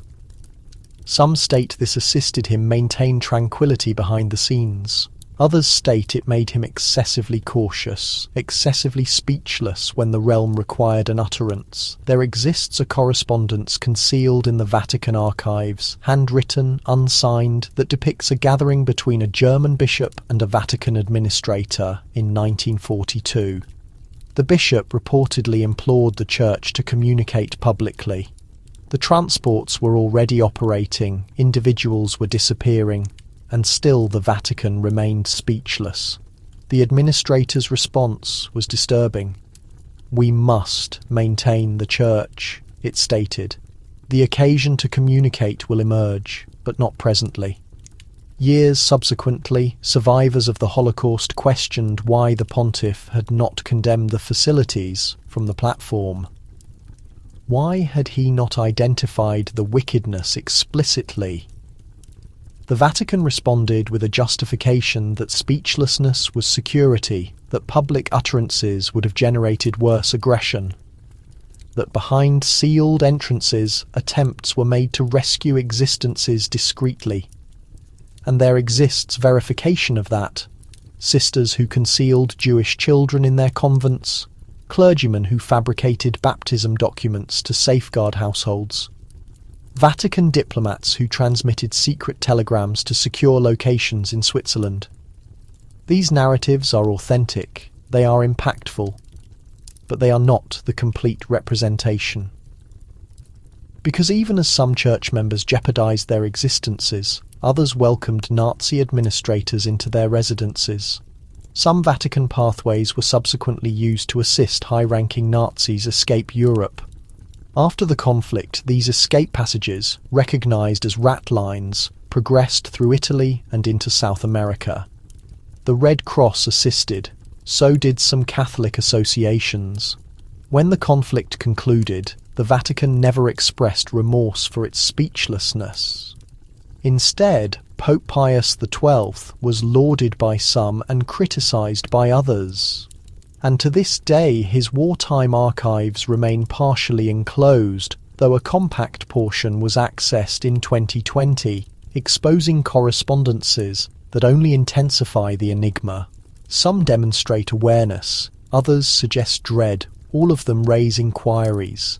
In the extended passages of Vatican chronology, there exist instances where morality and authority discreetly collide, and potentially none are more disturbing than the years when speechlessness resonated more powerfully than reality, and the realm continued incinerating in the thickness of the Second World conflict.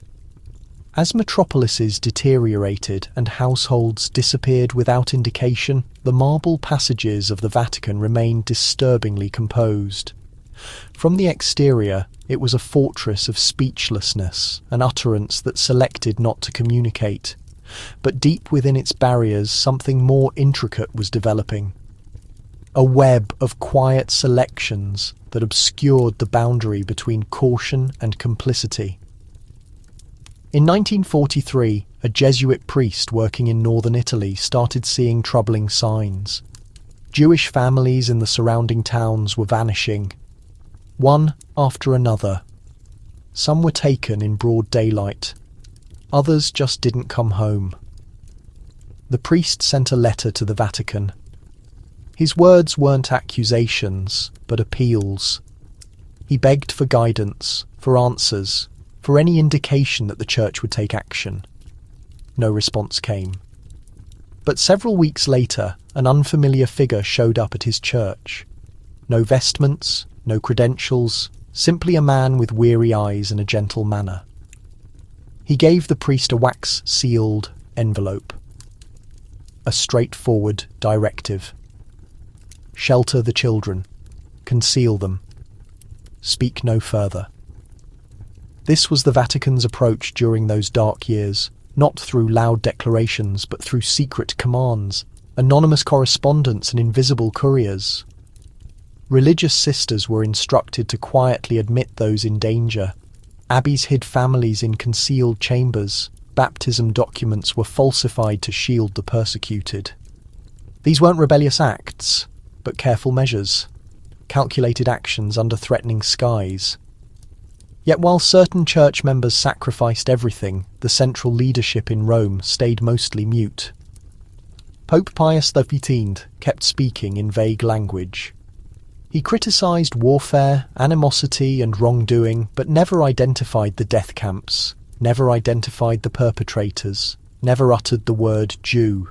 This quietness became deafening, and as the extermination became impossible to ignore by 1944, information from Poland arrived at the Vatican. They documented mass burials, execution chambers, and the organised slaughter of millions. Still, the Pope didn't address it directly. Some inside the Vatican pushed for intervention. One cardinal supposedly challenged the Pope, asking, "If we don't speak up now, when will we?" The response, it appears, was never voiced openly. Why the Vatican selected this course remains contested.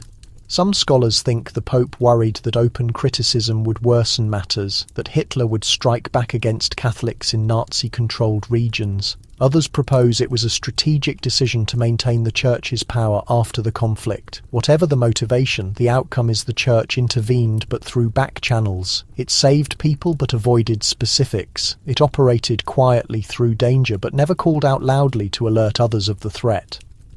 Even now, researchers discover fragments of this quiet opposition. Messages passed between religious houses, encrypted communications from the papal delegation, accounts from clergy who protected those being pursued.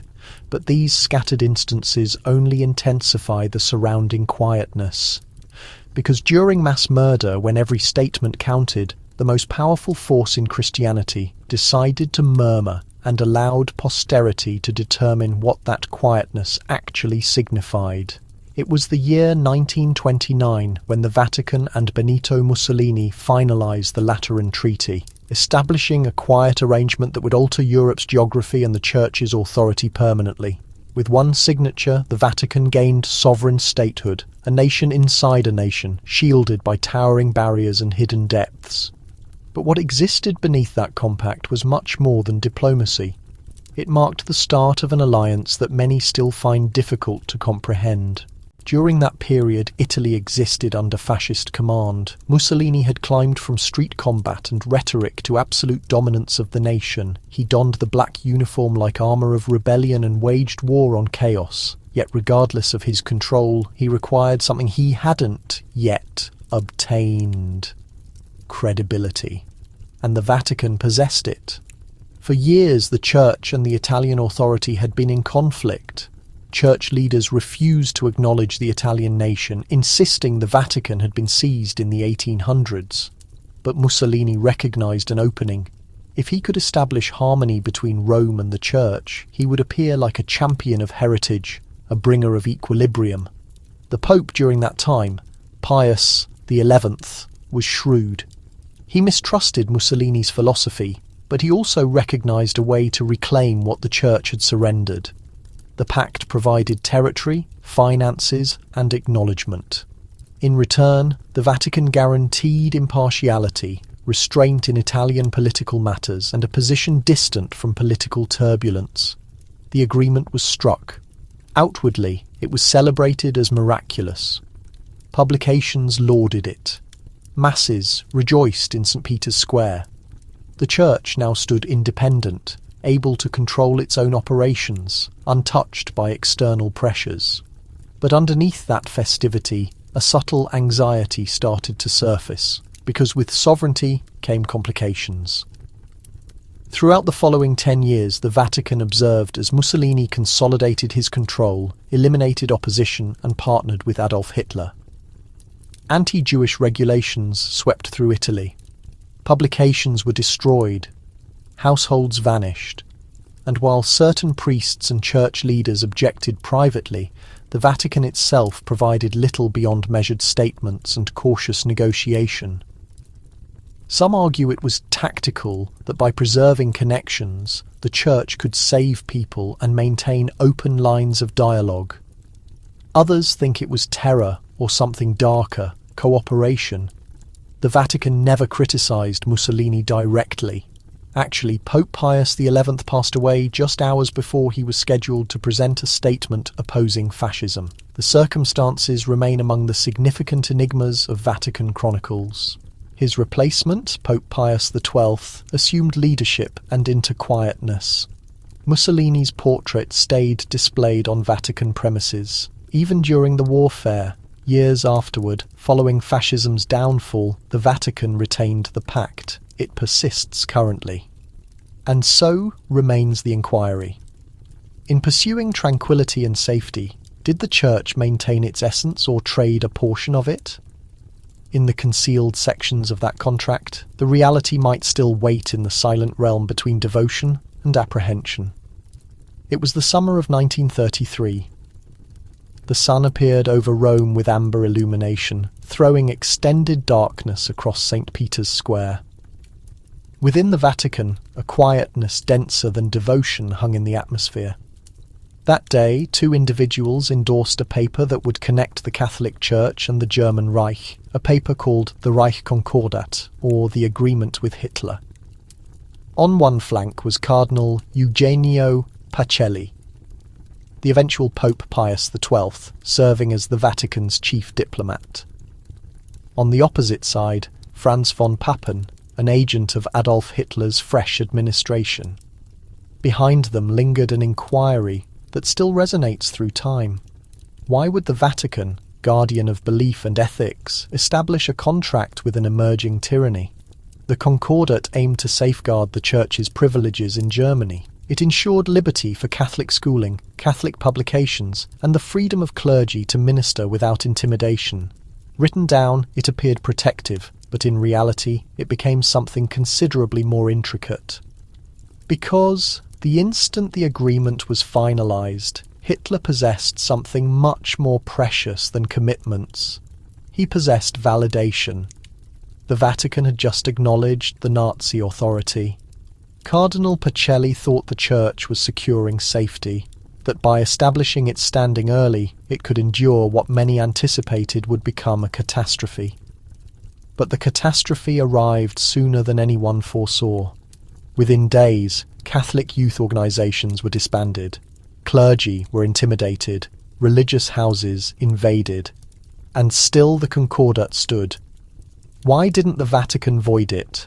The explanation might rest in dread or in strategy. To terminate the compact could have triggered complete oppression. To preserve it meant accepting treachery. In quietness, the Concordat became a fragile defence, and under it, a sinister exchange started. The Church communicated in murmurs, the Nazis operated in darkness. Pope Pius XI, who authorised the arrangement, would subsequently feel remorse. In his final period, he commanded the creation of a papal document condemning bigotry and authoritarianism, but he expired before its publication. Some claim it was chance. Others suggest postponements and meddling. His replacement, Pope Pius XII, was the exact individual who had endorsed the Concordat years prior. As pontiff throughout the conflict, he never cancelled it. He never denounced Hitler specifically. He selected negotiation over confrontation, quietness over protest. Years later, scholars revealed papers in the Vatican collections. Correspondence from church officials depicting early removals, accounts of detention facilities, alerts and responses from Rome that recommended caution, petition and forbearance, but not defiance. The Concordat was never dissolved. Until today, it stands as one of the most debated papers in the Vatican's extended chronicle. A pact created from dread, calculation, or something more disturbing, the necessity to persist, regardless of the price. And somewhere within the Vatican collections, the authentic endorsed version still lies, unchanged by years, but marked by quietness. In the spring of 1802, beneath the overcast heavens of Paris, a lengthy convoy of protected carts moved toward the Vatican. Within the carts were containers, some bearing the papal emblem, others unmarked. They weren't loaded with precious metals or gemstones, but with something much more invaluable. Recollections. After almost 6 years away, the confiscated essence of the Vatican was ultimately returning. Throughout the French Revolution, anti-religious powers had taken command of Rome. In 1798, they entered the Vatican and seized what they could transport: holy artifacts, documents, artworks, and texts. The greatest prize was the Vatican Library's holdings, a massive collection of age-old writings. These papers were packed, marked, and transported to Paris, where they were stored inside the French National Library. Napoleon Bonaparte understood that information meant dominance. By capturing the Church's mysteries, he intended to diminish the Vatican's grasp on chronicles and position it under his authority. He once stated that no military could resist a writing instrument that dominated history. What he dreaded weren't armaments, but the documented realities secured in those sheets. But when Napoleon collapsed and the political climate shifted, Pope Pius VII insisted on the restoration of what was stolen. And so, in quietness, the carts started to move. They transported thousands of pieces, but not everything returned. Some were severely damaged. Others strangely disappeared during transport. And a handful, it appeared, had transformed in peculiar and unsettling methods. A Jesuit academic who examined one of the containers reported a disturbing finding. A collection of parchment thought missing since medieval times had been modified. Complete sheets were absent. Borders had been rewritten in French. Markings had been inserted, strange round symbols not present in any documented religious manuscript. The Vatican didn't discuss it. Another container, remaining unopened for years, supposedly held a dark container fastened with wax. A cardinal who examined it became sick shortly after. His records, never made public, suggested an object from the ancient world, one not intended to come back. And there was the matter of the texts that never returned. Scholars calculate that over 2,000 documents were never retrieved. Were they obliterated, concealed, or discreetly incorporated into private holdings throughout Europe? The Church never issued a full inventory.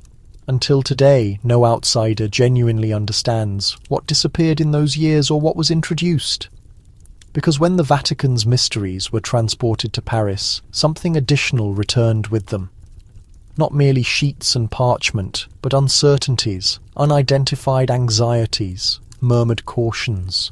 In the profound quietness of the Vatican collections, some claim there are texts that don't fit, pigment that carries the scent of combustion, material that defies deterioration, and annotations composed in a script that nobody identifies. Not everything that comes back is what it once was. By the early 1980s, the Vatican Bank had evolved beyond just a modest organisation handling church requirements. It had transformed into something considerably more elaborate and considerably more hazardous. A quiet realm of obscured ledgers, encrypted movements, and unexplained fatalities. Behind the refined stone of Vatican chambers, a tempest had been forming. And when it erupted, it exposed one of the most sinister financial mysteries in Catholic Church chronicles. The Vatican Bank, officially titled the Institute for the Works of Religion, was intended to assist with managing charitable resources and church assets. But by the late 20th century, it had become intertwined with influential banks, foreign authorities, and even criminal syndicates. At the middle of everything was a figure called Archbishop Paul Marcinkus, an American clergyman with a composed manner and a confident greeting. He advanced to direct the bank, and with that position he obtained control of vast sums. But Marcinkus wasn't operating independently. He established a tight alliance with a figure named Roberto Calvi, the director of Banco Ambrosiano, among Italy's biggest private banks. Calvi was labelled God's banker for his Vatican associations, but his realm was saturated with darkness, concealed ledgers, phantom corporations, absent millions, and a Masonic organisation with suspected power deeply embedded in both the church and the government. In 1982, Banco Ambrosiano failed. Over 1 billion had disappeared, and numerous of its concealed dealings traced to the Vatican. The controversy burst through news reports. Reporters insisted on explanations. Church authorities remained mute. Shortly after, Roberto Calvi was discovered deceased under Blackfriars Bridge in London. He had been suspended with cord, stones placed in his clothing. The authorities initially declared it self-inflicted death, but examiners observed unusual elements. Blackfriars, the title mirrored an ancient Masonic reference, and the variety of binding employed in the suspension was uncommon. Doubt increased, but no definite solutions ever materialized. In Rome, Archbishop Marcinkus evaded prosecution. Under Vatican immunity, he was never indicted. When questioned about the absent funds, he responded plainly, "You can't operate the church on prayers alone." The Vatican committed to changes, but complete openness never arrived. Numerous of the papers were restricted, informants were quieted, and the profound ties to political persons, intelligence organizations, and international banks were never openly clarified. Some believe the controversy centered on finances. Others think it involved something more: dominance, concealment, and the expense of shielding an institution too holy to collapse. In the subsequent years, fresh controversies surfaced, but none so tangled as this. The Vatican Bank endured. Its defences were never penetrated, but in the secluded areas of its documentation, the identities persist and the enigma continues, not merely of who gained, but of what was shielded in trade for quietness. Because in the Vatican, occasionally the most significant mysteries aren't entombed in masonry, but concealed in figures. The chimes of St. Peter's Basilica sounded throughout the city on the dawn of September 29th, 1978. But they didn't signal a jubilation, they rang for a passing. After merely 33 days in position, Pope John Paul I was deceased. And with his abrupt departure arrived inquiries, ones the Vatican never genuinely resolved. Albino Luciani wasn't anticipated to become pope. A modest figure from a tiny village in the Italian mountains, he was recognized for his kind manner, genuine smile, and profound care for the impoverished. When the cardinals selected him, numerous termed it providential. He adopted the title John Paul to respect his two forerunners, an indicator of harmony and modesty. But some within the Vatican weren't satisfied. From the beginning, Pope John Paul I discussed transformation. He desired to reform the Church's monetary affairs. He requested examinations of the Vatican Bank. He challenged the influence of specific cardinals and contemplated reassigning multiple senior authorities. He declined to don the papal crown, abandoning centuries of custom. He discussed a humbler church, one devoid of extravagance or mysteries. But he would never receive the opportunity to complete what he initiated. On that early dawn in September, a religious sister discovered him lifeless in his chamber. The authorized account stated it was cardiac failure. There was no post-mortem, no probe, no medical examiner. Within moments, his remains were preserved and his quarters closed. That quietness became the initial fracture in the account. Many observed peculiar contradictions. The Vatican initially stated the Pope had been located by an assistant. Subsequently, they indicated it was the sister. The death moment changed. In authorized accounts, his spectacles were still positioned on his face, his publication still opened as if he had merely ceased reading mid-passage. Then emerged the speculation that the Pope had assembled a roster of identities the previous evening, that he had intended to dismiss key persons connected to the Vatican Bank controversy, that he had been threatened in the days before his passing. None of this was verified, but none of it was refuted. Throughout the years, examiners, reporters, and even previous Vatican members indicated wrongdoing. Some thought the Pope was administered poison. Others claimed he was quieted to safeguard influential systems connected to finance, governance, and clandestine associations. But the Vatican remained steadfast. The Church had suffered a pious leader, nothing beyond. Still, the inquiries never disappeared. Why was there no post-mortem? Why was the reality managed with such attention or such carefulness? What did Pope John Paul I uncover in those 33 days that might have taken his existence? His replacement, Pope John Paul II, never revisited the matter. And so the enigma persists.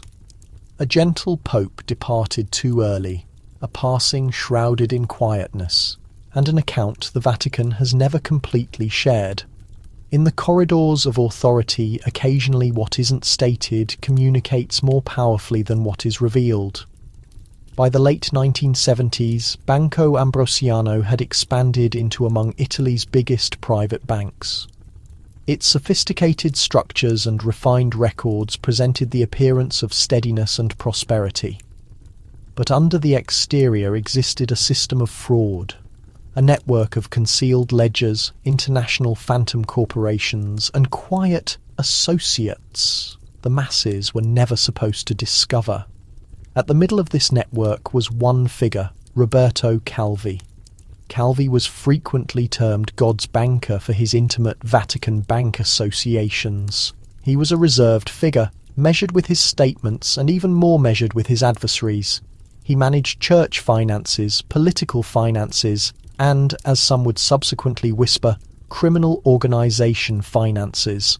The connection between Banco Ambrosiano and the Vatican Bank was never merely monetary. It was a connection between authority and sway. The Vatican, shielded by its status as an independent nation, could transfer resources across boundaries without the identical examination other banks encountered. Calvi utilized that protection to construct something threatening, a monetary realm that extended from Milan to Panama to Buenos Aires. But difficulty was developing. In 1981, examiners started investigating Banco Ambrosiano's absent resources. Over $1 billion had disappeared.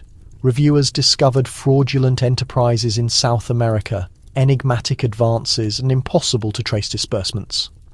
Substantial portions of the finances had ties to political organizations and criminal systems. And there, in the darkness, was the criminal syndicate. The Sicilian organization had extensively utilized banks to cleanse narcotics finances and safeguard their gains. With Calvi's assistance and potentially the unwitting backing of some within the Vatican, Banco Ambrosiano became the ideal facade. Finances arrived tainted and departed purified. Identities were removed. Inquiries prevented. By 1982, everything was starting to disintegrate. On June 17th of that year, Roberto Calvi's remains were discovered suspended from Blackfriars Bridge in London. His clothing was loaded with stones, his footwear unmarked by moisture. Authorized accounts initially termed it self-inflicted death, but the elements revealed another narrative. Blackfriars, a title connected to a Masonic collective. Calvi was suspected to be associated with the stones. References employed in criminal syndicate cautions and the lack of moisture on his footwear indicated he hadn't ascended the bridge independently. In Rome, the Vatican stayed mute. Archbishop Paul Marcinkus, director of the Vatican Bank, rejected participation and was never indicted. But the harm had occurred. Public confidence crumbled. The Church was compelled into internal changes, and yet numerous of the solutions stayed secured. Was Calvi quieted by the criminal syndicate? Or did he possess excessive knowledge about the Church's position in the monetary apparatus? Did the Vatican shield itself by withdrawing, or was it more intensely entangled than it ever confessed? The bridge still exists, the inquiries still resonate, and the finances, substantial portions of it, were never retrieved. In the narrative of Banco Ambrosiano, the genuine value wasn't merely cash, but quietness. And in that quietness, the Vatican preserved one of its most sinister enigmas entombed in the secluded passages of Italian authority. A clandestine organization once functioned with invisible control. Its designation was Propaganda Due, or merely P2, a Masonic establishment that didn't merely whisper in the presence of legislators, but supposedly assisted in moulding administrations, commanding banks, and quieting those who posed excessive inquiries. What rendered this clandestine association so threatening wasn't solely its penetration into Italy's uppermost chambers, but its suspected connections to the Vatican itself. Propaganda Due originated as a valid Masonic organization in the 1800s. But by the 1970s it had transformed into something considerably more ominous. directed by a figure named Licio Gelli, a previous fascist and well-linked person. P2 was no longer merely about clandestine greetings and references. It concerned authority, unrefined, concealed, and unrestricted. The roster of participants resembled a phantom administration. Magistrates, armed forces commanders, media proprietors, financial leaders, and elevated church authorities were all supposedly participating. When Italian authorities invaded Gelli's residence in 1981, they located a roster of over 900 identities. Numerous of them were individuals who should have never been associated with a clandestine association, particularly not one accused of controlling elections, concealing criminal operations and affecting both Italian and Vatican matters. The Vatican tie became harder to dismiss when Banco Ambrosiano crumbled. The bank's director, Roberto Calvi, had connections to P2. He was discovered deceased under Blackfriars Bridge. As we examined previously, his passing, the bank's absent billions, and the participation of Vatican ledgers illustrated a portrait of a system considerably more tainted than anyone anticipated. The Vatican itself rejected participation, but examiners discovered proof indicating that church resources might have transferred through banks dominated by P2. Some even proposed that specific cardinals were conscious of these operations, though the verification never reached tribunal. What did reach the news reports, however, was the increasing dread that the Vatican's sacred assignment had been compromised by clandestine devotions and prohibited pledges. In view, the Church maintained its devotions, but in concealment, the barriers of Vatican City trembled under the burden of distrust. One development arrived in the shape of a peculiar paper titled the Calvi Letter, uncovered after his passing. In it, Calvi identified key participants he thought were attempting to quiet him, including influential persons within and beyond the Church. Some examiners thought the correspondence was a concluding caution, a communication abandoned by a figure who understood his period was brief. Others claimed it was a fabrication, component of a bigger scheme to obscure the reality. Regardless, no proceedings ever disclosed the complete reality. The mysteries of propaganda due were entombed under strata of governance, banking and dread. Licio Gelli expired in his chamber, never prosecuted for the most profound offences attributed to him.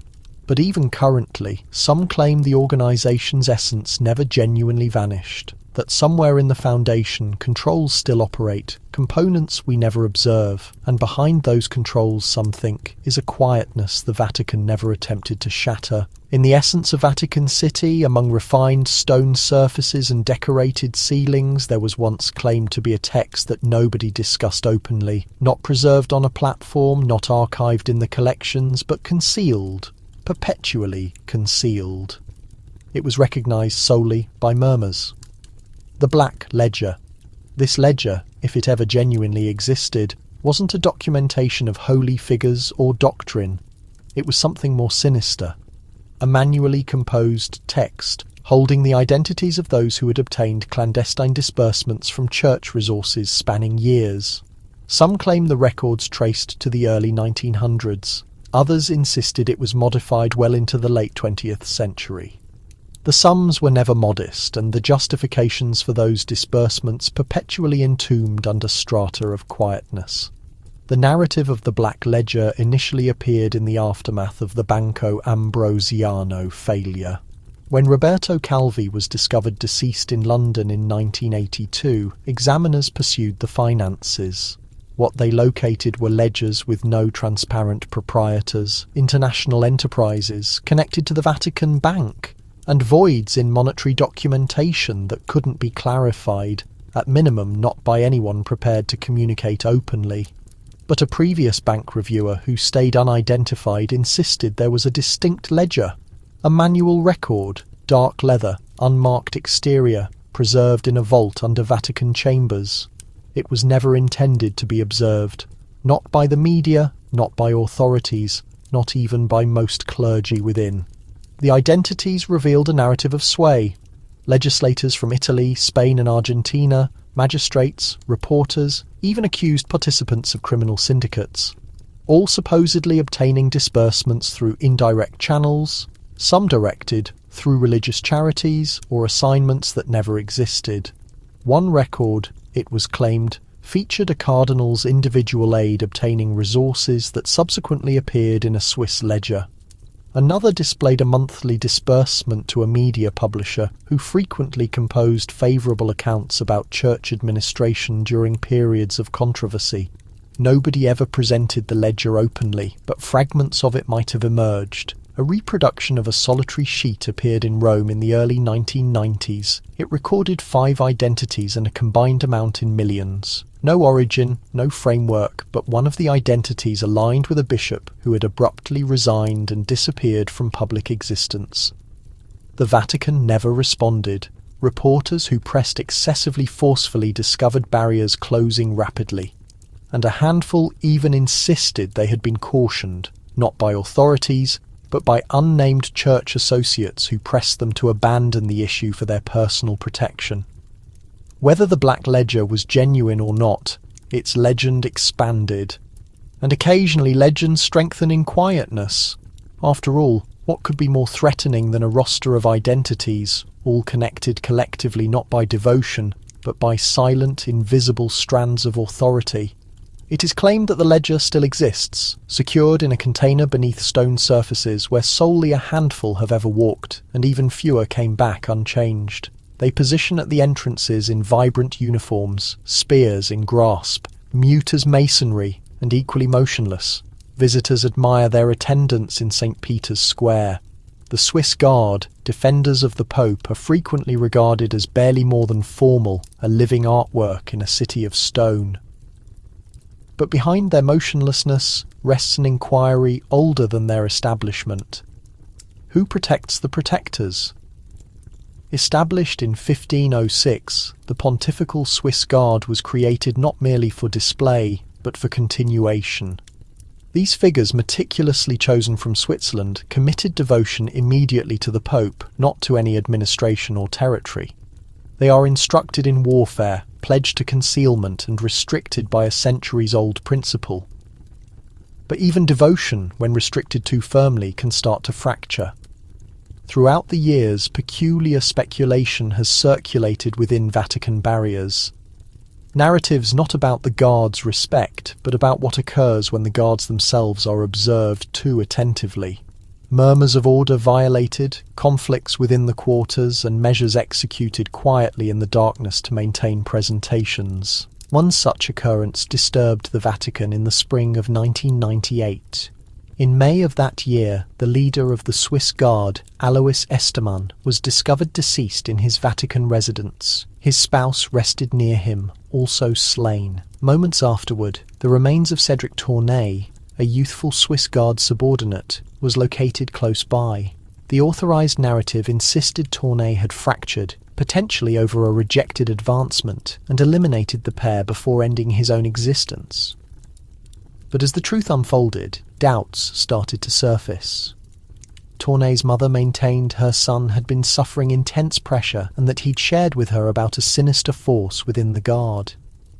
A medical examination uncovered a brain abnormality believed to potentially affect conduct, though it couldn't account for the methodical manner in which the act was carried out. Others even suggested a second firearm had been present, one that was never recovered. The Vatican launched its own inquiry, swiftly closing the matter, yet no prosecution ever occurred and the documents were locked away. For many, the matter was settled. For others, it signalled the start of a greater mistrust, that something within the protectors of the Pope had been quietly broken. It wasn't the first occasion the Guard had attracted scrutiny. In earlier years, unsigned correspondence had spread hinting at internal conflicts, clandestine initiation ceremonies, and severe penalties for defiance. None of these accusations were ever validated, but none were fully refuted either. In a realm where mysteries hold value and discretion mean survival, even the most loyal can become suspect. The Swiss Guard continues to stand at the entrances. Their dress uniforms continue to gleam, But some who pass by them question not only whom they defend, but what they've witnessed. And more crucially, what they've pledged never to reveal. Because in the fortress of hidden truths, even the protectors must be watched. It started with documents sealed in crimson wax and transported by nervous couriers across seas.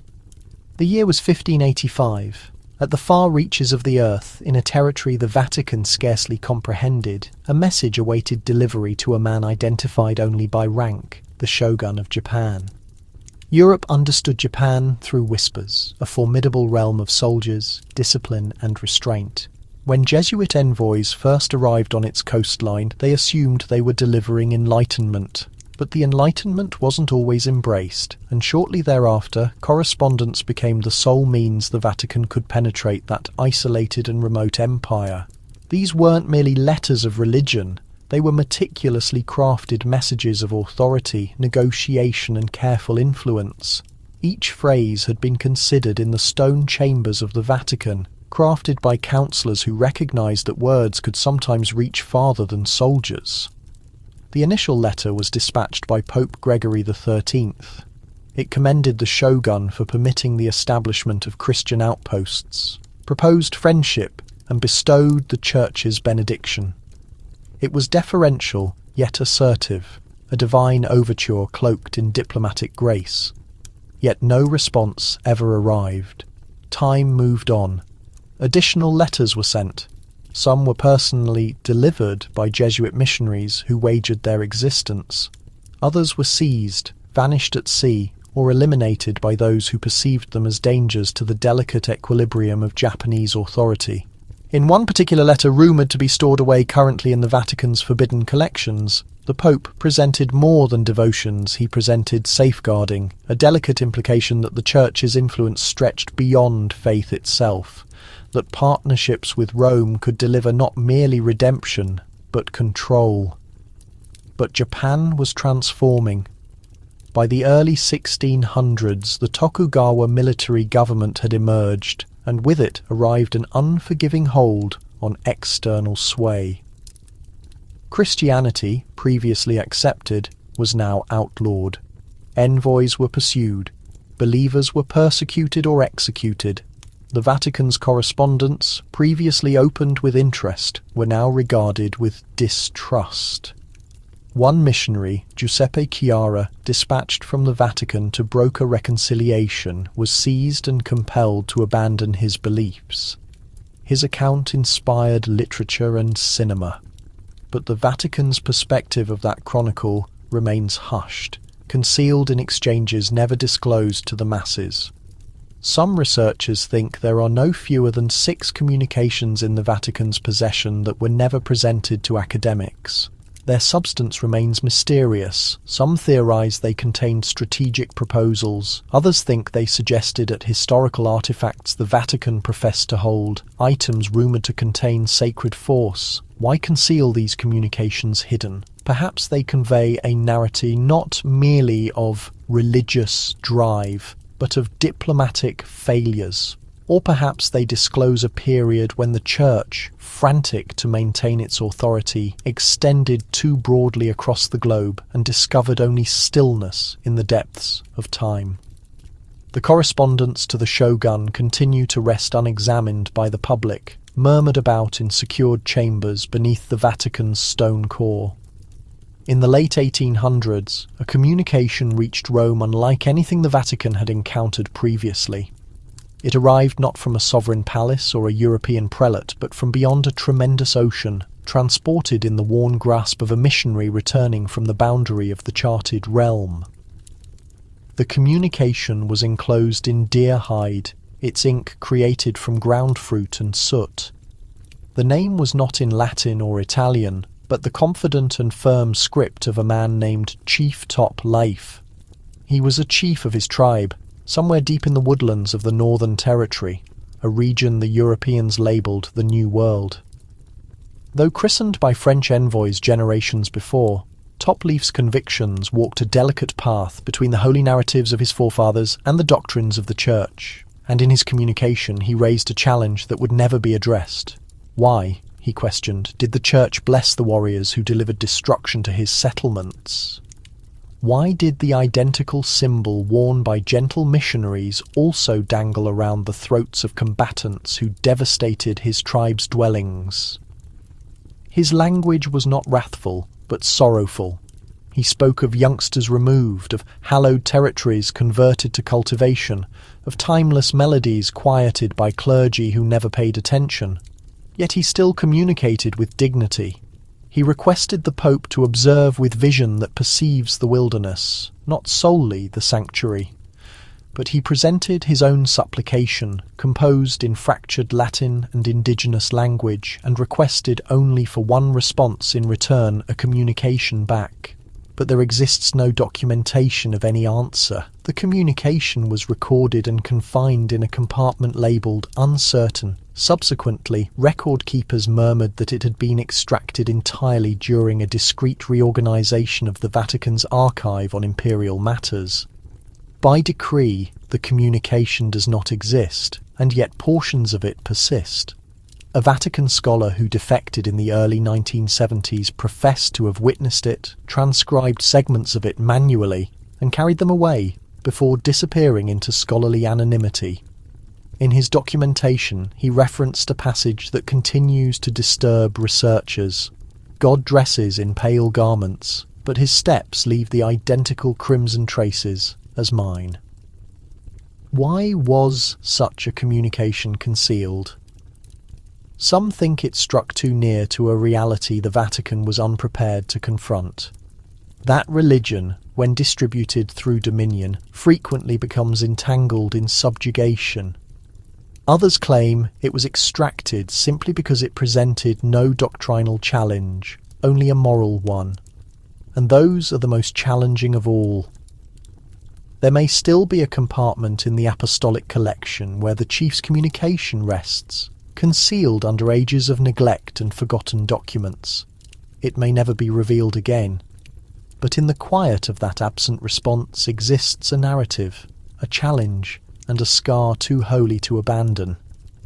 And so the communication remains in a fortress of rock and mysteries, composed by a man the Church was unprepared to acknowledge. In a secluded section of the Vatican's apostolic collection, beyond rows of abandoned exchanges and fragile documents, rests a container marked with a plain term in aged script. Orienter, the East.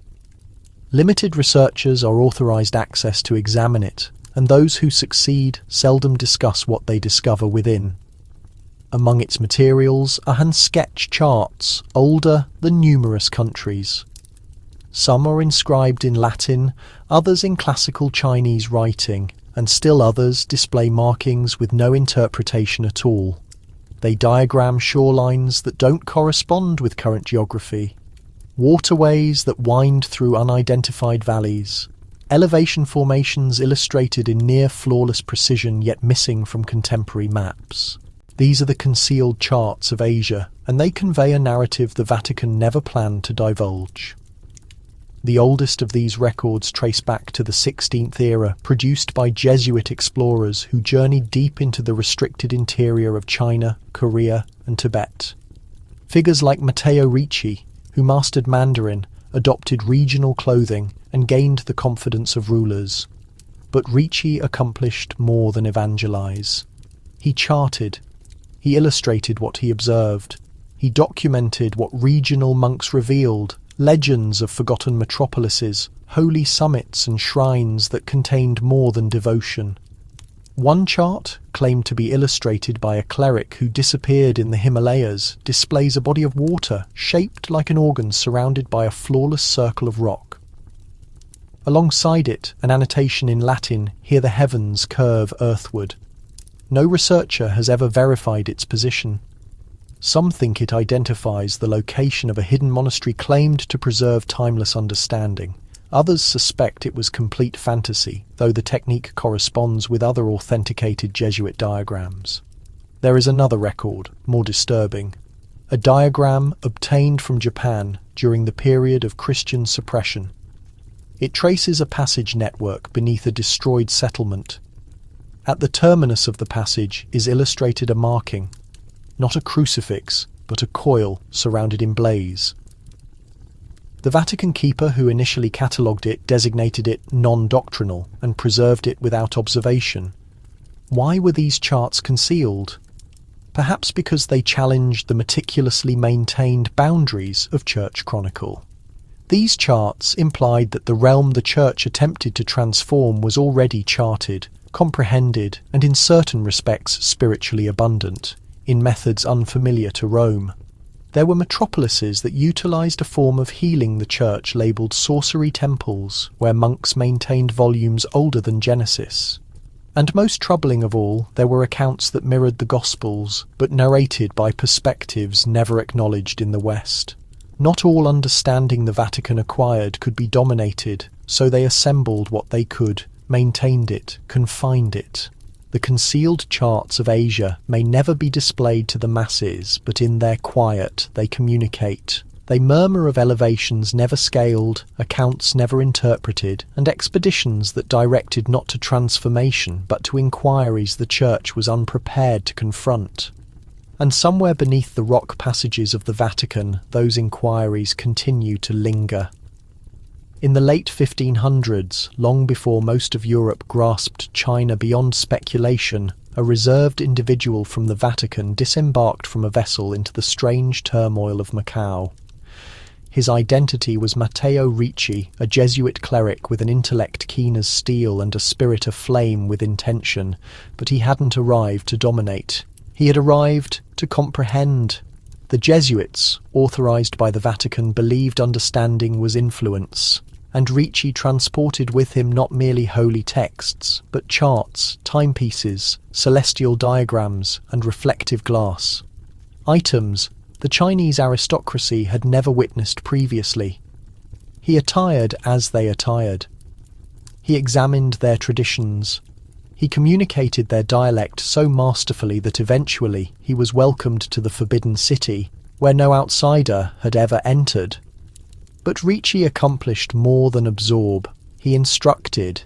He presented Western celestial science, distributed European calculation, and presented a chart of the planet so comprehensive it amazed the emperor's intellectuals. Yet there was a price to this regard. In confidence, Ricci documented of timeless manuscripts. He had observed texts secured in religious houses that narrated accounts older than Moses. One manuscript, he maintained, portrayed a deluge and a massive vessel that settled upon a peak. But the identities were distinct, the dialect was distinct, and the church back in Rome might disapprove. Another Jesuit, Father Johann Adam Schall, would ascend even further. By the mid-1600s, he possessed the position of supervisor of the Imperial Observatory in Beijing, a foreign cleric entrusted with forecasting eclipses and synchronizing the emperor's holy calendar. But mysteries accompanied that confidence. It is claimed that Charles maintained a confidential journal, and in it referenced a collection concealed beneath a shrine where monks protected volumes so ancient they possessed no bindings. Volumes that communicated of heavens descending to ground and deities moving among mortals, inscribed in a dialect no one could entirely decipher. When that journal arrived at the Vatican, it disappeared into the apostolic collection, where it persists to this moment.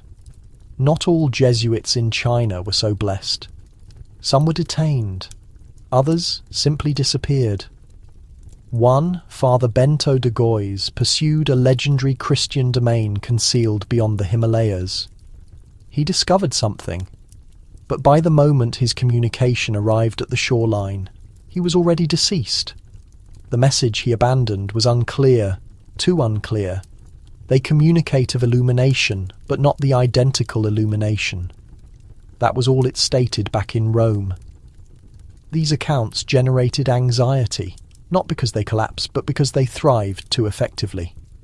Jesuits departing from China transported more than followers. They transported challenges about reality, about chronicle, about whether the gospel was the initial utterance or simply one of numerous. So the Vatican strengthened its control. Some expeditions were discreetly discontinued.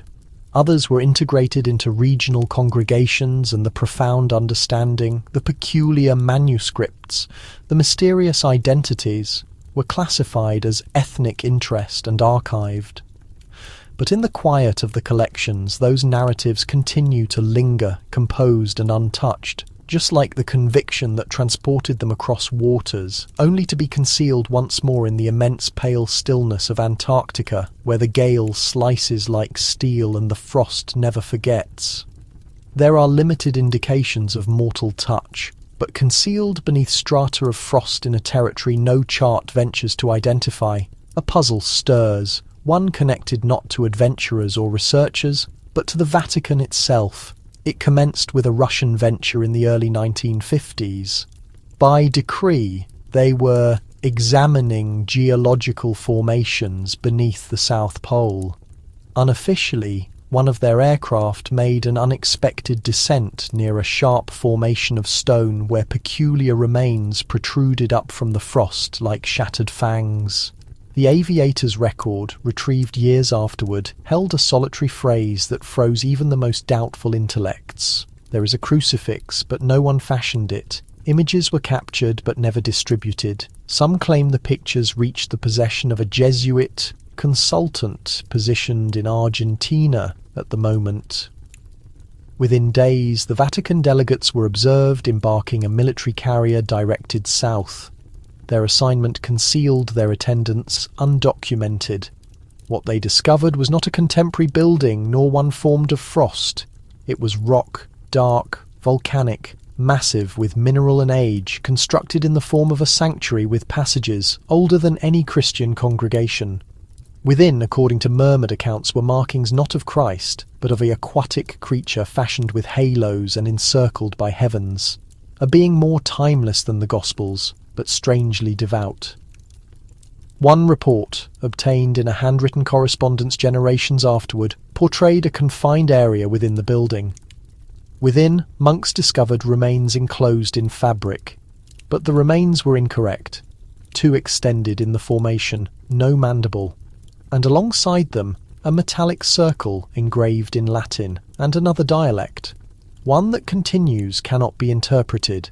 The Vatican never validated the venture, but multiple scholars who attempted to authenticate the location were abruptly transferred, their documents secured under directives from the Congregation for the Doctrine of the Faith.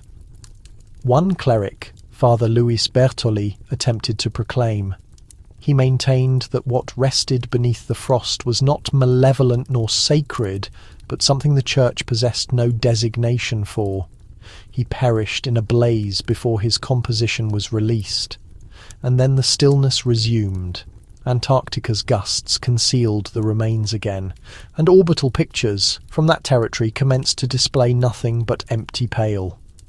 To this moment, no recognized territory asserts a congregation stands there, but Vatican provision documentation display a peculiar delivery in the year 1972. Shelters, warming devices, communion containers, and a vessel fashioned from volcanic glass. Was it for adoration or restriction? The frost never communicates, but sometimes, in the chill, when all mechanisms are disabled, the gale transports more than atmosphere. Some claim they've perceived a chime, profound, remote, and aged. The Vatican will not respond to inquiries about it. But in the collections, under a document labelled nulla ad memoriam, the positions persist, lingering. In the subdued sections of the Vatican's veiled chronicle, limited identities resonate quite like that of Father Malachi Martin. To some, he was an intellectual, to others, a betrayer. But to those who genuinely absorbed his voice on midnight broadcasts or examined his cautions concealed in dense volumes, he was something else entirely. A revealer of prohibited realities. Born in Ireland in the year 1921, Malachi Martin ascended rapidly within the Jesuit Brotherhood. He was exceptional, multilingual, and intensely devoted. Initially, he collaborated closely with Cardinal Bay, one of the most powerful consultants during the Second Vatican Council. By the early 1960s, Martin possessed entrance to the supreme chambers in the Church, including the precise rooms where determinations were formed about teaching, confidentiality and negotiation. But then something transformed. He departed Rome discreetly, requesting a discharge from his pledges of compliance. Some claim it was over-awareness. Others propose it was dread. He transferred to New York and commenced composing literature, writings and discussions, always implying, never completely disclosing, the complete magnitude of what he understood. He communicated of clandestine ceremonies, of penetration within the church, of struggles not merely between governance and influence, but between virtue and wickedness.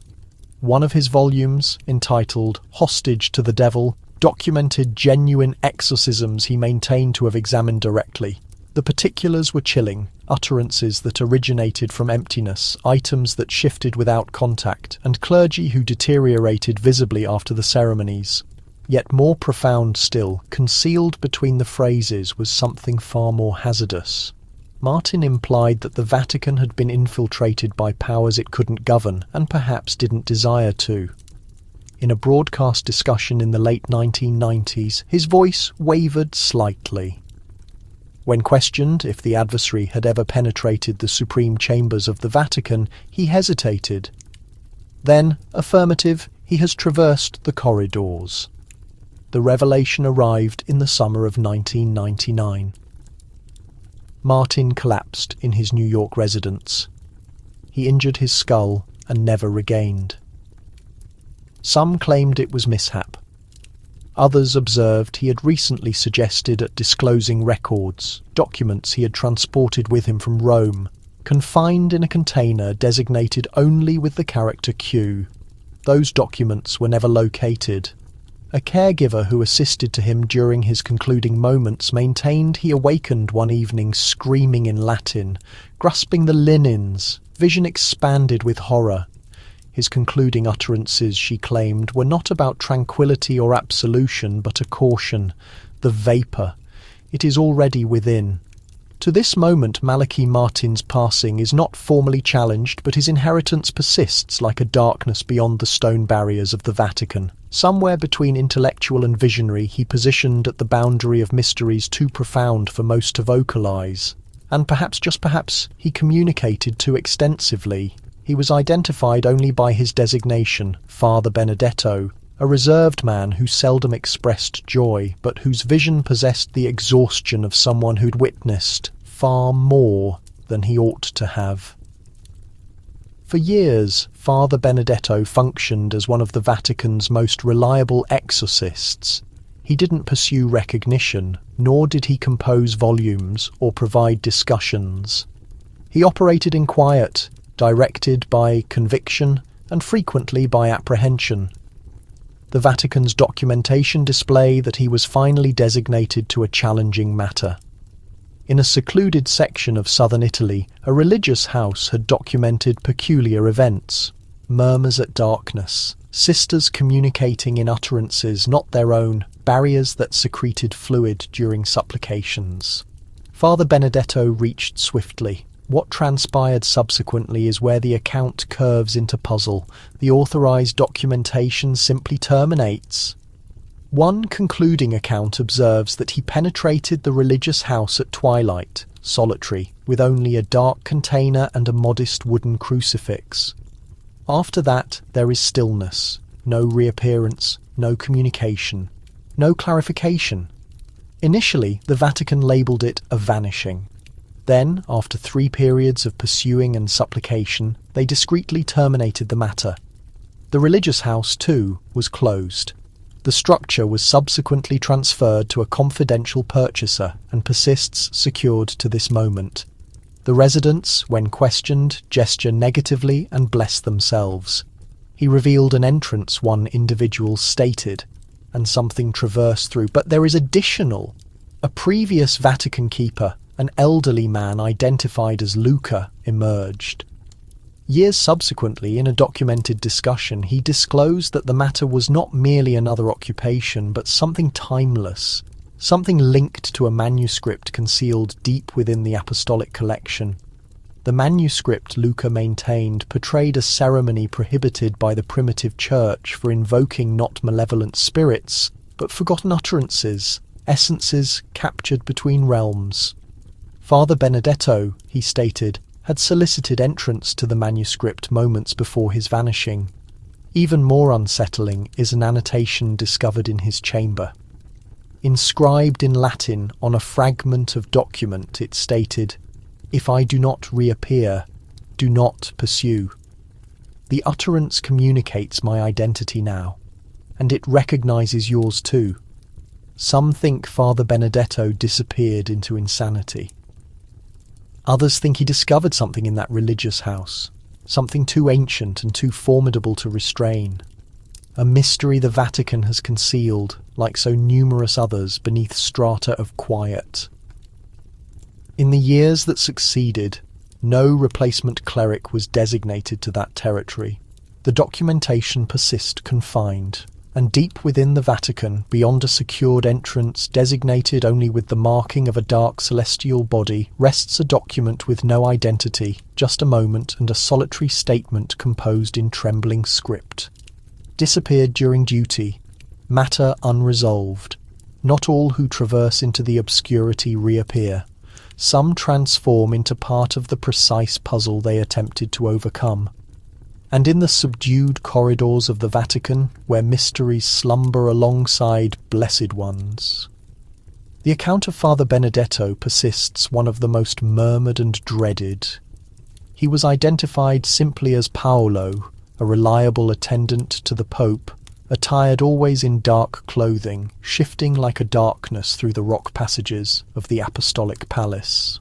For 7 years, he positioned alongside one of the most formidable individuals on earth, serving beverages, arranging garments, organizing documents, and, as the Vatican would subsequently discover, duplicating mysteries. In the year 2012, the Vatican was disturbed by a subdued tempest that didn't commence with a homicide or a robbery, but with a murmur. Records, confidential correspondence, monetary documentation, communications stamped with scarlet wax commenced to escape into the possession of an Italian correspondent. These documents communicated of influence conflicts, of monetary transgressions, and of internal cautions disregarded. They were not intended for the planet's perception. The origin was located not in some obscure section of the external realm, but in the Pope's own dwelling. Paolo Gabriele, the reliable attendant, had been discreetly extracting records and duplicating them at darkness, concealing them within volumes and beyond picture structures. He was not a trained operative, nor an individual pursuing wealth. When he was detained, he simply stated, "I witnessed wickedness, and I couldn't remain hushed." But what he witnessed, that persists the greater puzzle. During the examination, more than 100 restricted documents were obtained from Paolo's modest Vatican residence. Some exposed shameful truths about corruption and internal conflict. Others came from unknown sources, like a message detailing a quiet takeover inside the church or a plea to dismiss a cardinal suspected of connections to a mysterious organization. One file was particularly striking, a record of gatherings between unidentified clergy members and foreign intelligence operatives. Another mentioned a locked repository in the Vatican Bank bearing a mark that corresponded to no recognized Vatican division. When questioned whether he had disclosed those files as well, Paolo paused. Certain matters, he stated, were never mine to share. Following his conviction, Paolo received an 18-month sentence in a Vatican prison. He became the sole inmate in a stone chamber designed to remain empty. Officers reported he occupied his evenings with reading, largely in quiet, occasionally showing tears. The Pope eventually granted him clemency. Paolo departed the Vatican without fanfare and disappeared from public view entirely. Some suspect he resumed ordinary civilian existence.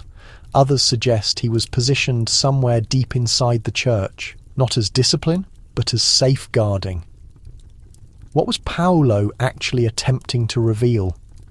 Were the disclosures he provided to journalists merely a fraction of the narrative, or a diversion from something more sinister? The Vatican offered no statement regarding the complete substance of the retrieved files. The reporter who made them public later remarked, "What I obtained was merely the beginning." Paolo suggested a second package existed, a final collection of documents, but they never materialized. And thus, inside the stone corridors of the Vatican, one of the most discreet betrayals in church history remains incomplete, not because the truth was never discovered, but because it was never entirely revealed. In the year 1505, a Dominican friar named Giordano Bruno found himself at the centre of the Campo di Fiori in Rome. His wrists were restrained. A wooden post stood behind him.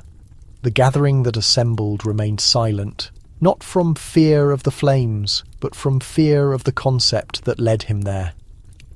Bruno's transgression was neither homicide nor larceny. It was philosophy.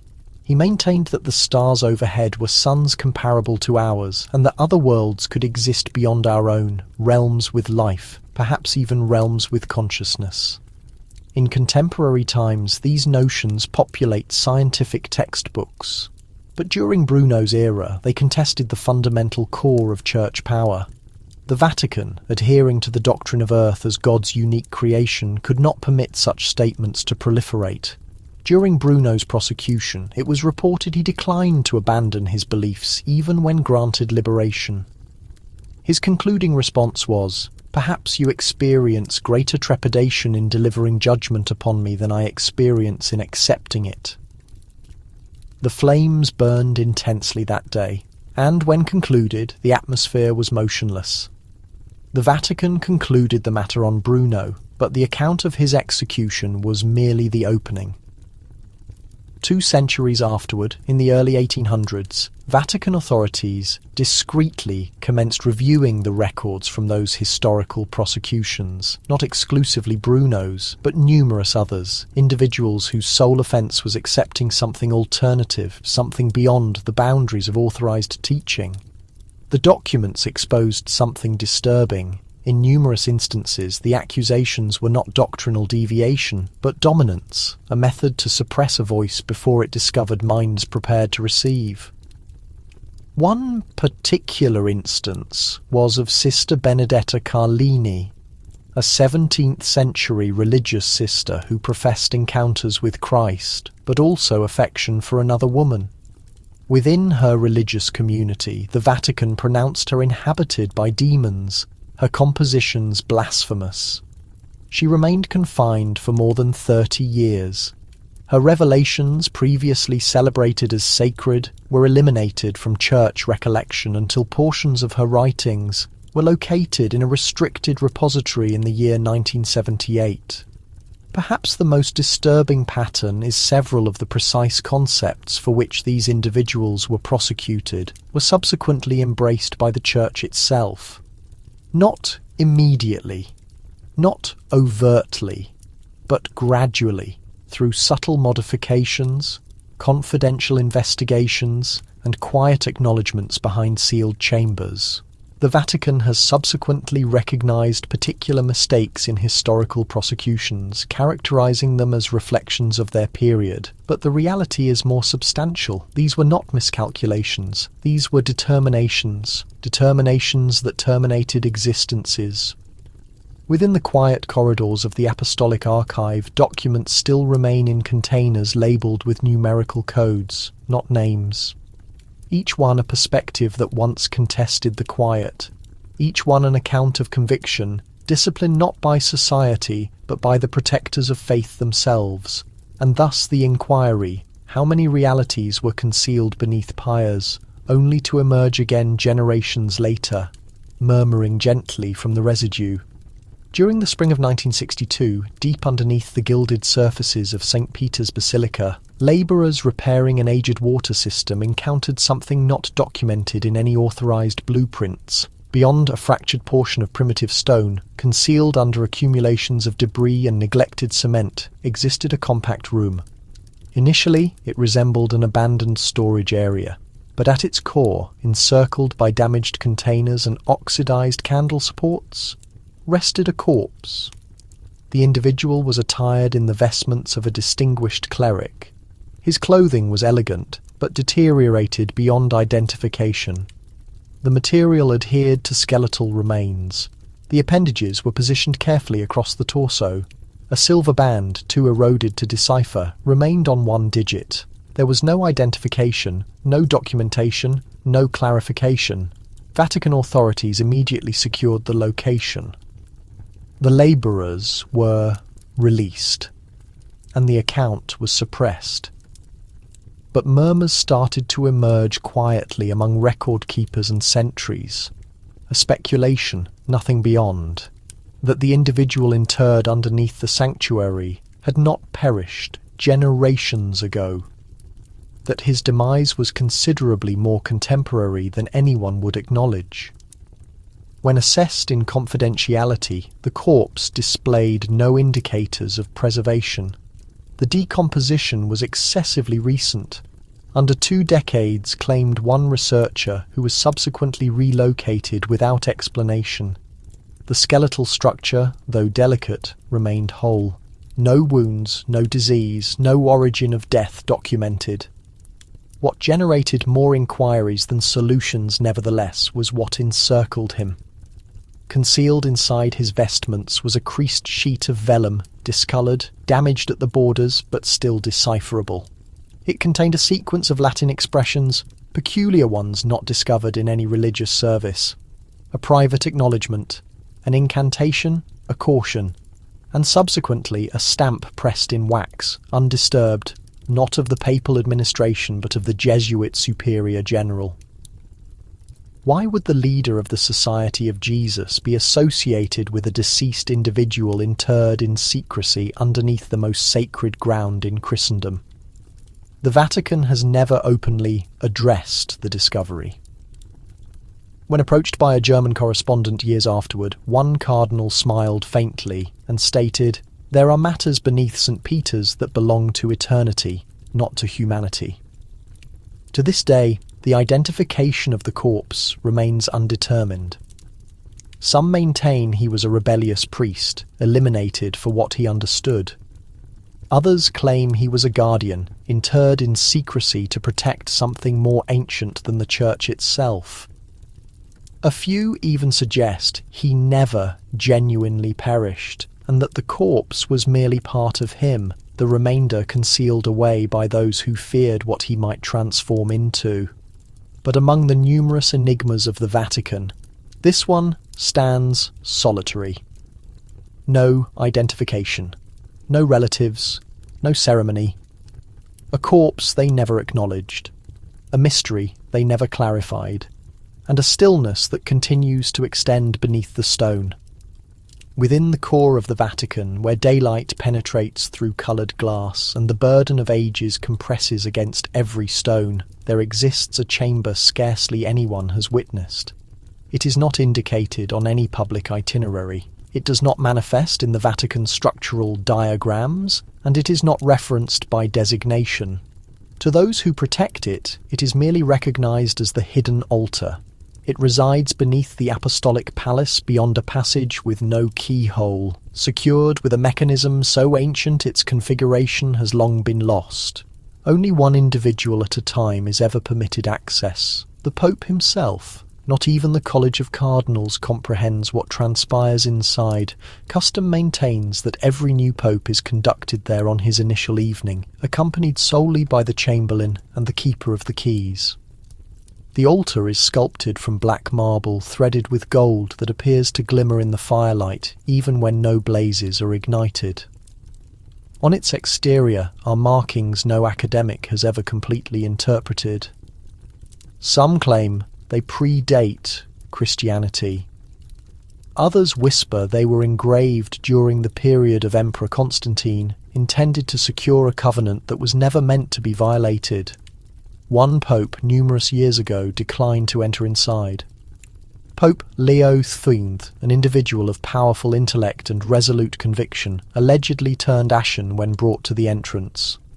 He withdrew, expressed a solitary word, "Non sum dignus," I am undeserving, and departed. By daybreak, he had fallen unwell. Within 3 days, he had expired. Following that, no pope refused. It is reported that what resides within the chamber is not merely a relic, but a recollection that when a pope positions his hand upon the altar, he perceives visions. Some assert it reveals the future, others maintain it reveals the past, not as history has preserved it, but as it authentically was. In 1972, a visiting representative from South America was inadvertently guided too deeply through the passages beneath the Apostolic Palace. He professed to have glimpsed the chamber through an accessible doorway. What he portrayed has since been rejected by authorities, but his testimony was disturbing. He stated there were no illuminations, only a vibration in the structures, like something respiring. The altar itself, he stated, was not positioned on the surface, but hovering slightly above it. The Vatican refuted such a room existed. The representative was quietly withdrawn and his documented testimony was concealed. But in the repositories, under classified restriction, there is a notation inscribed in the border of a confidential document. The altar is not a location of worship, it is a witness. What does it witness? And why must it be observed alone? Only the popes possess the answer, and not one has ever articulated what he witnessed. Not in correspondence, not in confession, not even on his final bed. Some mysteries, it appears, are intended to be transported to the tomb and protected by stone. Within the expansive marble corridors of the Vatican, there are configurations that most observers never detect. Underneath the burnished lustre of the surfaces, beyond the visitors and murmurs of devotions, exists a language not articulated but arranged in stone. These are not coincidences of architecture nor simple ornamentations. They are markings positioned with intention, woven into the fundamental structure of the church's centre. It commenced with a maintenance worker, an elderly nun with a reserved demeanour and attentive perception. Her designation was Sister Elisabetta. For nearly 30 years she cleaned the identical passage near the papal library, her movements resonating gently through the stillness. But one winter twilight, precisely as the sun projected elongated golden shadows through the apertures, she observed something peculiar. A configuration shaped like an oculus appeared to radiate across the surface. She had traversed it every day, but in that illumination it manifested alive. The marking disappeared when the sun shifted. Intrigued, she returned. The following day at the identical hour, the oculus manifested again, constructed by shadows projected through the window lattices, but exclusively if you positioned at one exact location. The arrangement was excessively flawless to be a coincidence. Sister Elisabetta informed no one. But she commenced to investigate. She initiated tracing the markings underneath her footsteps. Crucifixes without Christ, spheres enclosed in brambles, celestial bodies with irregular vertices, geometric shapes within helixes. Some were primitive Christian indicators. Others, she comprehended, did not correspond to any recognized belief system. She maintained a journal concealed in the creases of her garment. Over duration, she completed it with illustrations, each coordinated with the position and hour of day when the markings disclosed their mysteries. She commenced to speculate that the Vatican was constructed with a communication, one that could exclusively be interpreted from the foundation upward. In her documentation, she composed of the gallery of maps where the surface tiles near Sicily constructed a serpent's configuration. In the Sistine Chapel, underneath Michelangelo's surface, she discovered a solitary tile, incorrectly positioned, indicating east rather than west. And in the middle of St. Peter's Basilica, precisely underneath the cupola, a configuration of stones encircled a more obscure, more ancient block, one that was not documented in any restoration documentation. She presented her observations to a Jesuit academic she believed in. Initially he rejected it as superstition, but when he witnessed her illustrations, his expression transformed. He revealed to her a volume from the secret repository, a prohibited architectural manual from the early 16th century. The structural diagram was designated with the identical markings. It had been composed for the master constructors and for someone else whose designation had been eliminated. Within a year, Sister Elisabetta was transferred to a religious establishment in the rural area. Her journal was never located. Some claim the configurations are a cipher, a variety of diagram to knowledge the Vatican has extensively protected. Others maintain they are admonitions. Regardless, one reality. The Vatican does not exclusively preserve mysteries in its repositories. Some are concealed underneath our actual footsteps, anticipating the appropriate perception to observe. Within the core of the Vatican, where daylight performs through coloured glass and marble, articulates the burden of generations, there stands a cupola unlike any other in existence. Observers arrive from every region of the planet to gaze upward at its magnificence, but scarcely any detect the most peculiar element of all. Underneath this cupola, your utterance does not reverberate. It is not a coincidence. Engineers and designers have examined it, articulated speculations in academic spaces, and documented calculations in their records. Some maintain it was constructed with sacred proportions in consideration, engineered to absorb acoustics. But others, the ones who have traversed the Vatican's more tranquil passages, maintain the solution resides in something considerably more ancient than engineering and significantly more concealed. During the early 1900s, a French sound specialist named Claude Bourdon received an invitation to the Vatican under the justification of examining its performance spaces. But he became fixated with the cupola's quietness. He struck his palms underneath it, articulated aloud, even called out. And still no reverberation emerged. The acoustics would ascend upward and vanish. He petitioned authorization to the original schematics. Permission was quietly rejected. According to an unreleased record discovered in his property years afterward, Bourdon maintained that the cupola had been constructed to suppress not exclusively acoustics, but reality.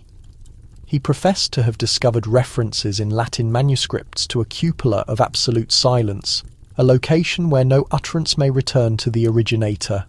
In one section, he documented the expression vocis nullae reditus, no rebound of utterance, inscribed adjacent to a rendering of a spherical surface encircled by lamenting celestial beings.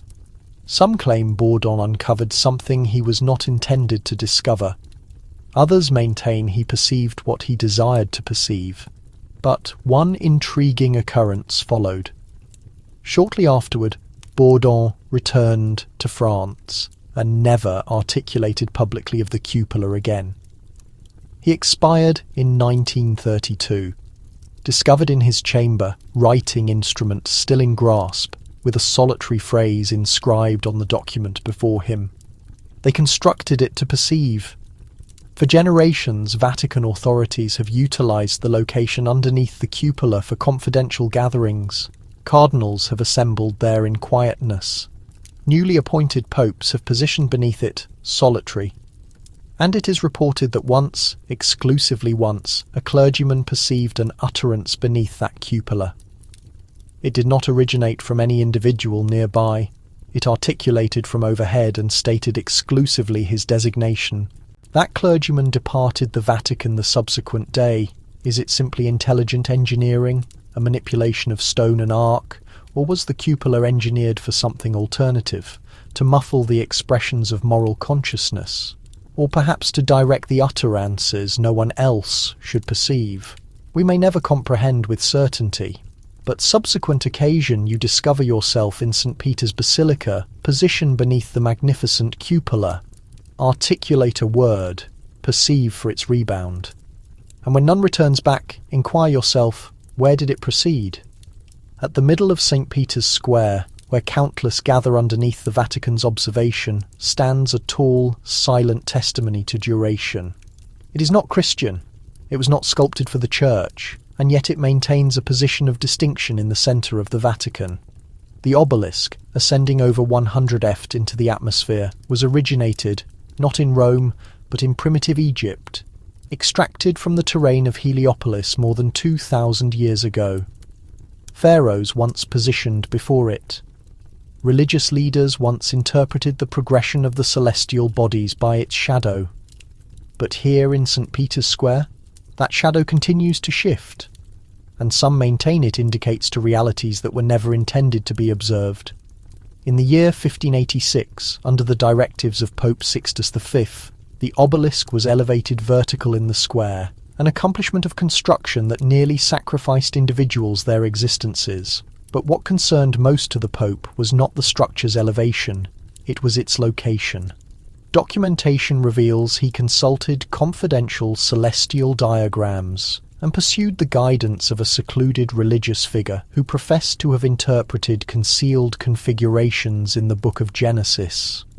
The religious figure disappeared soon following the obelisk was positioned so accurately that twice a year its shadow intersects across the square in a linear trajectory, one that corresponds flawlessly with the access to the Vatican's Apostolic Palace. On those occasions, the shadow contacts a specific stone integrated in the square's surface, a stone with no inscription, no designations, and no authorized documentation. Vatican excursion facilitators are instructed not to reference it. Some maintain it designates a burial chamber beneath the square, secured before the period of Constantine. Others articulate that it is connected to a prediction that when the shadow contacts the stone under a particular alignment of celestial bodies, a passage will manifest beneath the basilica, a passage not intended for the existing. There are more ancient speculations still, inscribed in confidential records and concealed in the borders of volumes maintained in the Vatican's secret repositories. One proposes the obelisk is not a structure at all, but a celestial mechanism. Another professes it was positioned to restrain something interred underneath it, an energy attracted by daylight and liberated by shadow. During the late 1970s, a Jesuit astronomer received exceptional authorization to examine the obelisk's trajectory using satellite technology. His documentation, now secured, referenced mathematical precision beyond human engineering. 2 weeks following its presentation, he resigned abruptly and departed Rome. No justification was ever provided. The Vatican claims the obelisk is merely a representation of persistence, a connection between history and contemporary. But for those who position quietly in the square at sunrise or twilight, observing the elongated shadow extend for that anonymous stone, the reality may seem closer and more unsettling than they anticipated. Perhaps the obelisk does not articulate, but its shadow articulates, and the Vatican perceives. There are 4 authorized passages that guide into St. Peter's Basilica. Each one is elevated, magnificent, and sculpted with scenarios of holy figures, witnesses, and sacred victory. Countless pilgrims have traversed through them, and each has its own designation and function. But deep inside the stone structures of the Vatican, underneath the paintings and firelight, there is reported to be another passage, one that is never accessed, one that is not designated on any diagram. They designate it the 5th passage. Scarcely any outside the restricted circle of Vatican chroniclers have even perceived of it. Yet those who have articulate of it with subdued expressions, as if even stating its designation too audibly might awaken something most appropriately left dormant. The passage is reported to remain behind the chapel of the choir, concealed behind a deceptive structure near the aged treasury repositories. There are no apparent mechanisms, no fastening, exclusively polished stone, flawless and silent, positioned into a more obscure archway than the remainder. In the year 1938, a young Swiss guard named Paolo Bonaschi allegedly encountered the passage during a late evening surveillance. According to a neglected diary subsequently discovered among his possessions, he positioned his appendage to the stone. What transpired subsequently is ambiguous, but the final documentation he ever inscribed simply, it seemed heated. He was absent by daybreak. His protective equipment was discovered arranged carefully at his station, but no indication of him was ever retrieved. The Vatican rejected his disappearance had any connection to the interior of the basilica, proposing he had abandoned his responsibilities. Yet his relatives, devoted Catholics from the northern mountain regions, maintained he had been satisfied with his assignment and had even inscribed enthusiastically about a magnificent enigma he anticipated to eventually communicate. Generations afterward, in 1984, during restoration activity on the basilica, a collective of stone labourers documented perceiving harmony from beyond the structure where the fifth passage is assumed to be. The harmony did not reverberate through the chambers as typical acoustics would. Instead, it appeared to vibrate diminished and continuous, like vocalizing performed from underneath the terrain. When they documented it to the Vatican technicians, they were rejected and relocated. But here is where the enigma intensifies. In a concealed region of the Vatican's secret repositories, interred within the confidential documents of a long-deceased cardinal, remains a container titled Janua Quinta, Latin for fifth passage. Inside are renderings of a doorway encircled by primitive markings and documentation inscribed in an unstable appendage that reference the portal between duration and a resonance chamber for devotions, never articulated aloud. What precisely resides beyond the fifth passage remains undetermined. Some maintain it guides to a primitive burial chamber more ancient than the basilica itself. Others speculate it is representative, not tangible, a metaphysical concept secured within the centre of the church. But whatever it is, the passage remains undisturbed, unopened and unmentioned, at minimum officially. It is frequently stated that the Pope administers the Vatican with sacred guidance and a shepherd's devotion. Every decision he makes becomes public knowledge, each sermon gets broadcasted worldwide, and every action is monitored closely. Yet what remains invisible, buried deep within layers of Vatican confidentiality, is the silent existence of a group far more influential than anyone suspects. It's mentioned only in hushed tones. The Pope's hidden advisory circle. Different from the College of Cardinals, this assembly carries no formal designation, maintains no official documentation, and wears no ceremonial vestments. They never convene in plain view beneath the ornate ceilings of the Apostolic Palace. Their gatherings happen instead behind secured entrances deep within the Apostolic Palace's obscure rooms, some ancient enough to exist before the Renaissance era. Their function, according to Vatican scholars, isn't to direct spiritual teachings, but to mould political power, handle internal emergencies, and protect the Church's most classified information. Some claim they possess authority to override papal choices. Different voices argue they intervene solely when the Church faces genuine danger, not from external forces, but from internal threats. During the late 70s, a retired bishop who'd worked inside the Roman Curia mentioned a select circle of individuals who never voiced opinions publicly, yet whose names appeared on confidential papers never intended for outside viewing. He refused to identify them, simply referring to them as the silent engineers of order. What surprised most people wasn't the concept that the Vatican maintained a clandestine assembly. It was learning the suspected identity of one participant, a rich civilian who wasn't even ordained. This man was a financial expert with extensive connections to global banking and had never accepted religious vows. Still, he navigated the hallways of Vatican authority as easily as any cardinal. This civilian's involvement within such a holy and secretive group suggested something disturbing. A movement away from exclusively spiritual governance and toward concealed influence from external powers.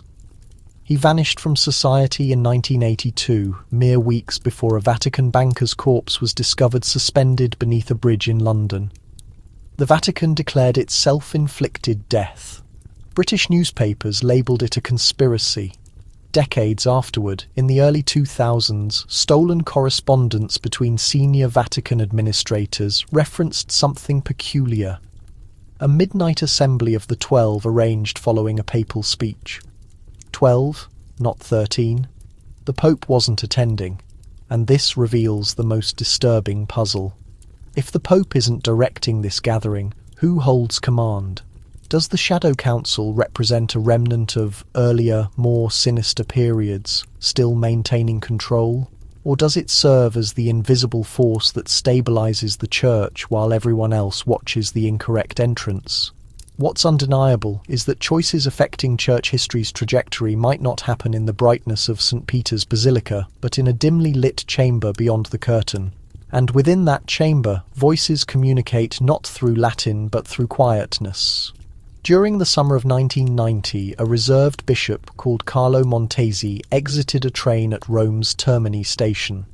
He'd just completed an extended journey to Argentina, where he'd been discreetly examining monetary connections between church operations and European financial institutions. What transpired afterward stays among the Vatican's most deliberately ignored topics. Bishop Montesi never reached the Vatican. He disappeared that night, abandoning only luggage and an incomplete correspondence intended for a cardinal within the Curia. The correspondence never arrived at its target. Someone located it unopened in a Vatican storeroom nearly 10 years afterward. The message's contents were mysterious, but one phrase was clear. "They're aware I discovered it and I can't leave it concealed." Throughout many years, the Vatican described Montesi's situation as a private affair. Some suggested he simply decided to abandon the church. Others implied sickness or religious turmoil. Yet those who knew him well said none of those explanations were logical. He remained composed, faithful, and intensely committed to his responsibilities. He possessed no documented adversaries. His vanishing created only silence and an expanding network of theories. Among those particularly curious about Montesi's situation was a reporter from Florence named Elisa Moretti. In 2003, she initiated a discreet inquiry of her own. What she uncovered astonished even the most experienced church history watchers. Montesi had possessed documentation, purchase records, correspondence, and an unusual diagram of encrypted banking pathways, all indicating what he termed a monetary refuge functioning across 3 continents. The Vatican financial institution had faced examination for years, but Montesi's discoveries suggested something even more profound. A worldwide system of concealed holdings buried under multiple levels of religious operations and charitable organizations. Yet it wasn't solely the finances that troubled Montesi. In a single audio file that Moretti obtained through a former archivist, he mentioned spiritual jeopardy. He employed the phrases deceptive counsel and sinister charity. What those words signified was never completely clarified, but the quality in his voice conveyed profound alarm. Then, precisely as Moretti was getting ready to release her discoveries, her residence in Rome experienced a break-in.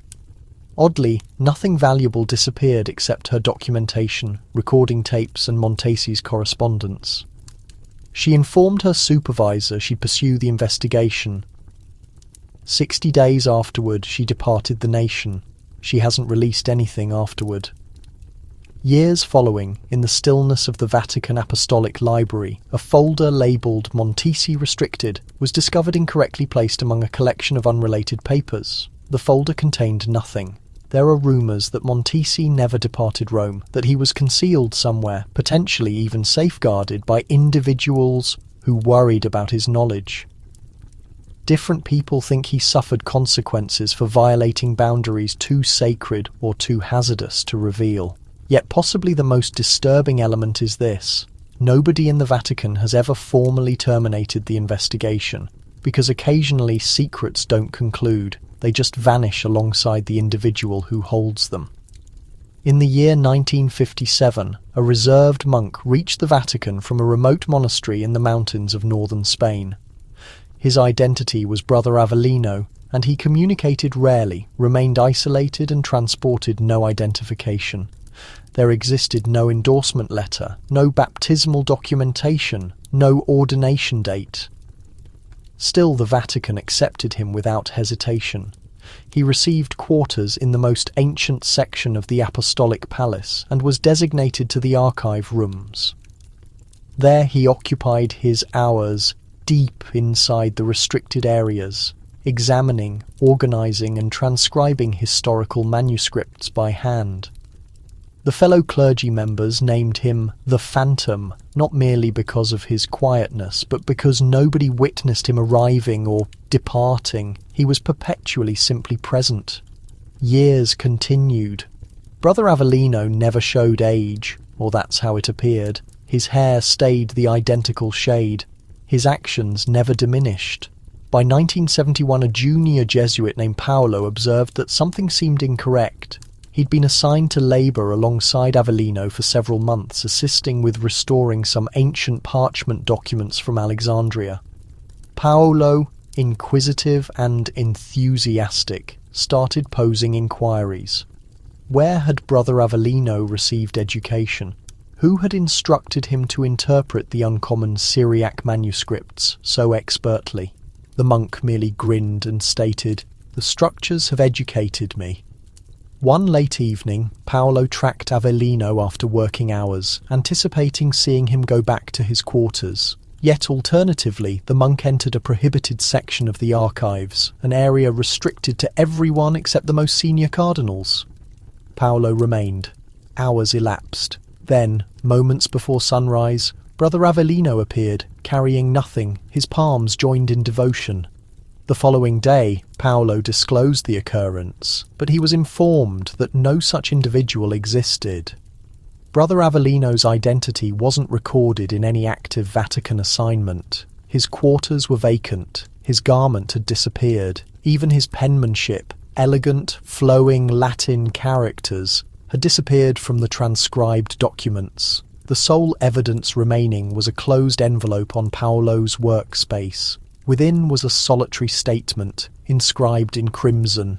"Truth represents a burden not every spirit is destined to bear." Years following, Paolo, now a clergyman himself, would frequently share the account in whispers. Some thought Brother Avellino was a deceiver. Different people thought he was something entirely different, a protector of information the Vatican never desired exposed.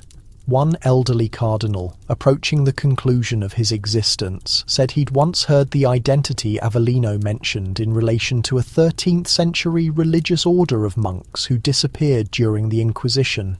Based on legend, they had accepted a commitment not merely of silence but of obscurity to assist the Church without ever being recalled by it. Until this moment, no birth, baptism or death documentation for Brother Avellino has ever been located. Still in the most silent areas of the Vatican, where historical dust never rests, some claim you can still detect the gentle turning of parchment sheets directed by hands that nobody observes. In the most ancient corridor of the Vatican, where the stone has been smoothed by generations of footfalls, there exists an entrance unlike any alternative. It stands solitary at the conclusion of a silent passage that connects to nowhere else. The surrounding structure is iron, frigid to contact even during the warmth of summer. The entrance itself is constructed of dark oak, nearly obsidian, with engravings so ancient they're almost eliminated by centuries. No marker hangs overhead, no grip or lock marks its face. And still those who encounter it promise they sense something anticipating. They name it the anticipating entrance. Limited individuals understand its actual designation, and even fewer understand its history. Yet in the year 1929, a Vatican librarian called Matteo started maintaining records about it. He wasn't a clergyman, merely a custodian of information. Yet he possessed an investigative nature. Each night, following the basilica becoming quiet and the visitors vanishing, he would encounter the unusual entrance on his path to the archives. And every night he documented in his diary the identical observation. The entrance is unaltered. Still, I sense observation. By the third 7 days, Matteo detected something different. Subtle murmurs just beyond the entrance. Not in Latin, not in Italian, but something more ancient, a language he couldn't identify, as though the stones themselves were recollecting. He informed nobody. Yet one night he brought a co-worker, a young academic called Lucia, to listen herself. They remained in quietness for almost 60 minutes. The corridor provided nothing except stillness.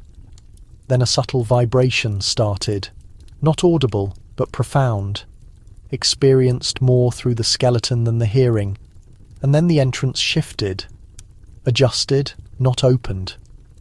Just a movement, like something on the opposite side had pressed against it. Lucia fled. Matteo remained. The subsequent morning he had vanished.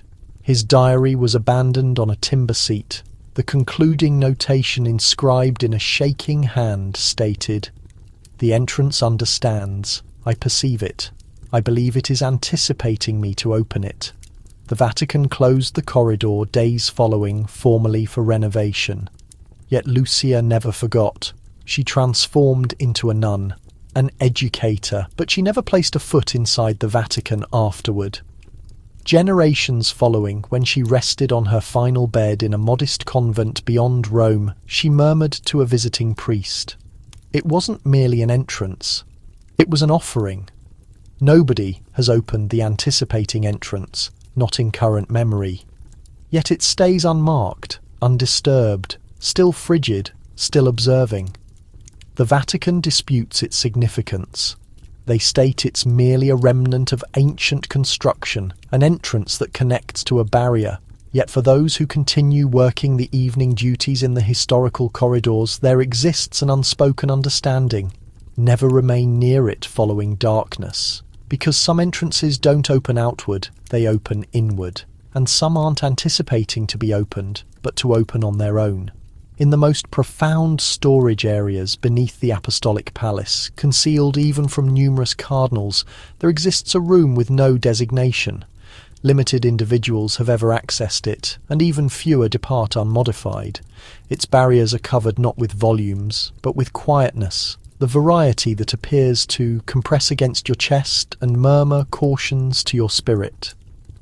This is where the Vatican maintains the things that aren't to be examined or discussed. These aren't simply ancient artifacts or abandoned manuscripts. These are realities too hazardous to articulate loudly.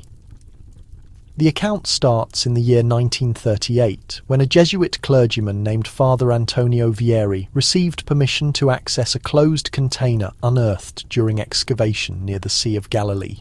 The container wasn't labelled, yet it displayed a wax marking identical to one discovered in the Vatican's most ancient archive, a symbol not utilised since the year 712. Within the container, underneath sections of deteriorated linen, was a manuscript inscribed in Aramaic, maintained far too perfectly for its assumed age.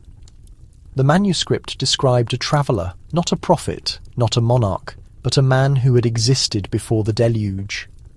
His identity was inscribed only once, and it was smudged, almost deliberately obscured. The manuscript stated this man had travelled the earth, not merely across territories, but across periods appearing in locations before they were established. Babylon, Alexandria, Rome. The man communicated in puzzles. He wore no footwear. And wherever he travelled, he abandoned one word, etched into rock: observer. Father Vieri dedicated the subsequent 7 years attempting to comprehend the manuscript's source. Yet the more he examined it, the more disturbed he became. He concluded the manuscript suggested at an authority the Church had long rejected. That time itself might not be a sequence, but a loop, and that someone had travelled it repeatedly. Then, in the spring of 1945, he disappeared. The Vatican stated he had been transferred, yet his correspondence ceased. His possessions were packaged, closed, and positioned, not in his order's storage, but in the secret room. One curious archivist, generations afterward, discovered a fragment of paper inserted into a book in the identical vault. It displayed Father Vieri's penmanship. Just one statement. What if the second arrival is not in the future but the past? The Vatican has never recognised the manuscript officially, yet speculation has it that a duplicate was created, not for academics, for protection. Because if the man from the manuscript is genuine and he returns, the Church must identify him or eliminate him. There are secrets that dispute doctrine, secrets that challenge authority. Yet then there are the ones so authentic they can't be shared at all. Not because they're incorrect, but because the world isn't prepared. And perhaps it never will be. Thanks for exploring with us through the mysteries of Vatican history.